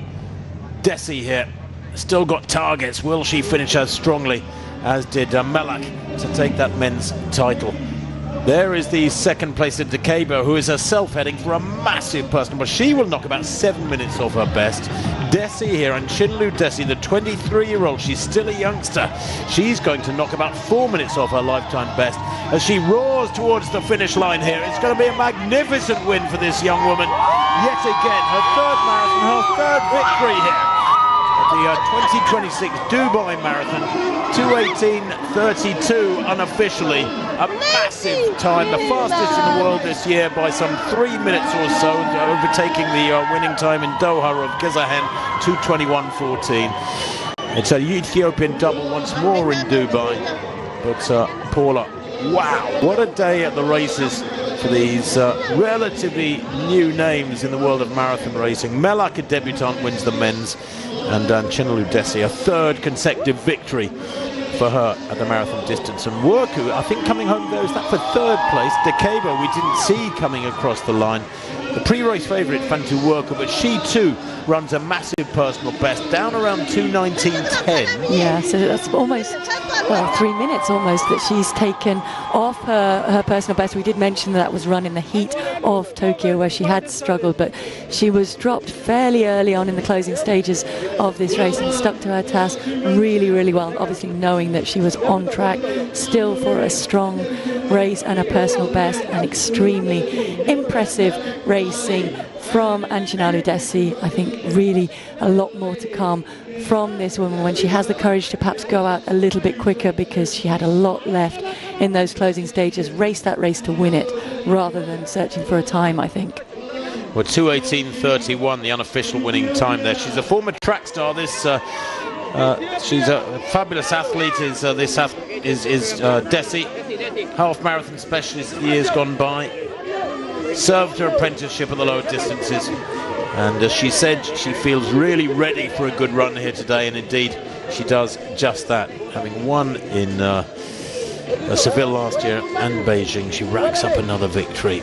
And times, I suppose, Paula, less important than winning. You know, if you look at the purity of the sport, you say, no, win your races, win your events, the times will come. But when you win in a super fast time as well, a massive personal best, it's the full set, isn't it? It is, and that's why perhaps if you're to choose between the two victories today, Melax is that tiny bit more impressive because on his debut he had the bravery to push on from 32 kilometers, to know that he had more left in him and to go in search of that fast time on his debut does indicate he has more to come in the future. But as I said, very wise racing from Ancinalo Desi, who did what she needed to do to come away with the victory and was rewarded with a big personal best too. Well, it does prove that when conditions are perfect, the athletes will deliver. Race director Peter Connaughton has got to be incredibly happy with his two winners today. The fast times to many men getting a long way under 2:10.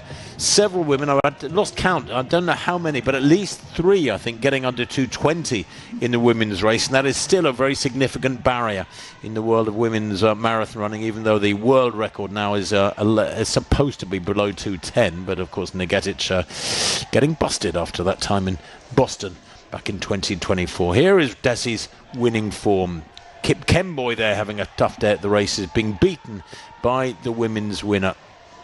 Focused, absolutely focused all the way to the line. Never run any track, but we know she's got good speed, a really good 10k in Valencia a couple of years back. And keeping very, how should we say, controlled there, keeping the emotions. Yeah, I think they came out in the closing strides as she crossed the line, but maintaining that focus and also looking very composed down that home straight, almost reminiscent of, I know it was Worker who's spoken about her idol Doratu Tulu, but she would stay extremely relaxed and composed even when she was really struggling inside, and Desi was able to do that, giving nothing away to her rivals. Well, her time 2:18.31, about 4 seconds slower than the winning time of Bedatu Herpa last year. It's the 5th consecutive win by an Ethiopian. The last time a non-Ethiopian won the women's race was Ruth Chepngetich back in 2019 when she ran 2:17.08. But Desi here, they were going to try and have a word with her if she's got the energy. She's tiny, isn't she? Congratulations. 5 seconds. 5, 4, 3, 2, 1. Ancinalo, congratulations. You must have felt very good towards the end of the race because it was a very close race until the last few kilometers. What made you feel you could win? እንኳን ደስ አለሽ አንቺናሉ። በመጀመሪያ በጣም ጥሩ ስለራስሽ እየተሰማሽ ነበር ማለት ነው። እስከ መጨረሻዎቹ ኪሎሜትሮች ድረስ በጣም በጋራ ሆናችሁ ነበር ስትሮጡ የነበረው። አሸናፊ እንደምትሆኚ ምን አይነት ስሜት ተሰማሽ ወደ መጨረሻው አካባቢ? ወደ መጨረሻው እኔ አሸንፋለሁ ብዬ ተስፋ ነበረኝ። እግዚአብሔር ይመስገን አሸንፌያለሁ። በማሸነፌ ደስ ብሎኛል። So during the last race of the race, the last part of the race, I was feeling confident. I was feeling I can win this race. I am so happy that I won this race. Thanks to God, I won this race. I'm happy for it. And what is next for you? Are you looking forward to your next competition? That must have given you a lot of confidence. ቀጣይስ ምን ታስቢያለሽ? ይሄ ውጤት መቼም በራስ መተማመንሽን ጨምሮታል። ምንድነው የምታስቢው ወደፊት? ወደፊት ሜጀር ማራቶኖችን እንዳሸንፍ ከእግዚአብሔር ጋር እየሰራው አሸንፋለሁ ብዬ ተስፋ አደርጋለሁ። So in the future I want to do major marathon runs. I want to win the major marathon runs. If God's willing, that's my plan. And you must be thrilled with a personal best of 4 minutes, I think, in the end. Did you feel as if there is more still to come? የግል ፈጣን ሰዓትሽን በጣም ነው ማሻሻል የቻልሽው። ይሄንን ማድረግ በመቻልሽ ወደፊትስ ከዚህ የበለጠ ከዚህ የተሻለ ነገር ማድረግ እንደምትችይ ይሰማሻል? አሁን ይሰማኛል። ፈጣን ሰዓቴ ይሄ ነው። እርግጥ አሁን ሶስተኛ ማራቶን ይሄ ነው። ሶስቱም አንደኛ ዊነር ነኝ። በዚህ ደስተኛ ነኝ። Yeah, I'm feeling I can do a bit more. This is my third run. All of my runs I have won all of my 3 marathons. So I'm feeling confident and I can do more. An Ethiopian women's marathon running is looking very strong at the moment. There were 3 of you quite close together. Are you excited about the future? የኢትዮጵያ ሴት ማራቶን አትሌቶች በጣም ጥሩ የተሰማችሁ እንደሚሆን ተስፋ አደርጋለሁ። ምክንያቱም በመጨረሻ 3 የወጣችሁት በጋራ ናችሁ። ወደፊት ለኢትዮጵያ ሴት ማራቶን ጥሩ ነገር እየመጣ እንደሆነ ይሰማሻል? ይሰማኛል። ማራቶን ላይ ኢትዮጵያ ሁሉም አሸናፊ ነው እና ደስተኛ ነኝ በዚህ። Yeah, I'm feeling confident that Ethiopian marathon runners are all winners. So I'm feeling confident, I'm feeling good about the future, about the prospect. A big congratulations. Thank you. እንኳን ደስ አለሽ በጣም። አመሰግናለሁ። Thank you. Absolutely brilliant there, yeah. Lovely smile when she realises the interview is over. I think it was a bigger smile than when she crossed the line. But she's got to get used to being interviewed because she keeps winning. This is Werku, the pre-race favourite. Now, did she finish in 3rd place, I think, Werku? She's working hard. But again, a massive personal best for her. Several women under 2:20 today. And some consolation there. If you're not going to win, then running faster than you've ever run before is quite some way of giving yourself consolation. Definitely, and she stuck to her task, perhaps knowing, I think, that she was as close as she was to that personal best. Well, the sun is up. There is still no wind. Look at those flags, top right of your picture. It's absolutely a glorious morning here in Dubai. It's still only not even 8:15 local time here. Now we can have a look. There is the result of that women's 25th edition of the Dubai Marathon. What a race it was. The Ethiopians, of course, dominating. And Chinelu Desi, 2:18.31, the best of all of them. Dekebo, fabulous too. Werku, 2:19.08. The first 3 going under 2:20. Plenty of personal bests there, I have to say. But Desi, a class apart today. Dekebo having stomach problems in the last few hundred metres. And Paula, it's a rather intimidating almost for the rest of the world, isn't it, when you see that strength in depth of the Ethiopians.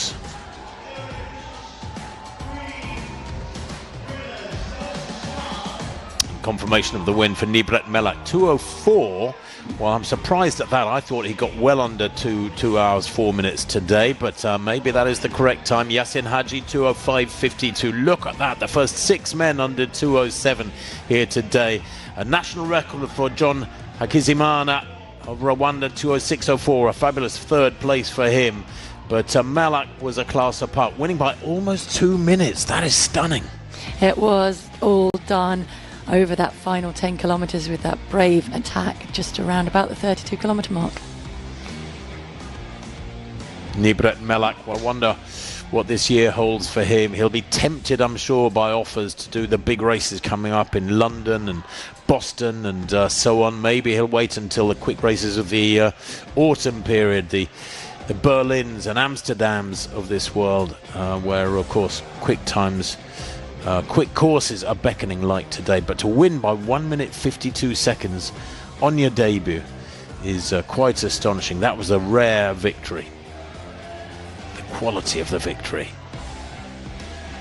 Well, I do hope you enjoyed these elite races half as much as we have. The Ethiopians, of course, and there are tens of thousands of them here in UAE. They come here for the work, for the employment, but they also enjoy themselves. And boy, oh boy, they're enjoying themselves here this morning on the grounds of the Police Academy, the parade ground of the Dubai Police Academy.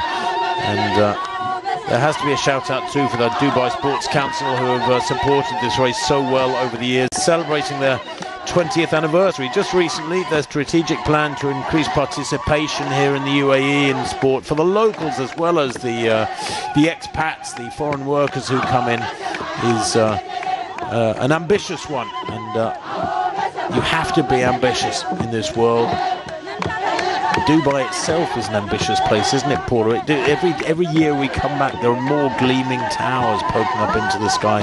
Our hotel, the Seal, is the tallest hotel in the world. It's been a magnificent venue for us these last few days and for these athletes. And I think we're going to see some celebration tonight. I think we will, I'm sure we will. And just to underline, again, it's a city and a race that has grown so much over the previous years, and I want to wish the very best of luck to everybody still out there taking part, be it in the 10k that's about to get underway, the 4 kilometres, or in the mass marathon. Be inspired by the outstanding performance of this man, Nibrat Melak, and congratulations to him on a stunning debut. Well, you can only make one debut, so you'd better get it right, and boy oh boy did he get it right today. That unofficial winning time, the official winning time is 2 hours and 4 minutes. I could have sworn he went well under 2 hours 4 minutes here today, but clearly the timing system knows best. Melak there, I think, less tired so much as in shock when he crossed the line and was rolling around on the ground there. Here's the women's winner, and her form, she had targets even in the last few dozen metres to catch, and she caught Kemboy there, one of the male elites. That's how fast she ran here today. 2:18.31 her winning time. Absolutely brilliant from her. A massive chunk knocked off her lifetime best here today. Something like almost 4 minutes from her personal best. A very, very special day indeed, and her third marathon, a third consecutive victory. Outstanding racing, and more to come, I think, from many of the athletes that we've seen today, and a great start to 2026 for them.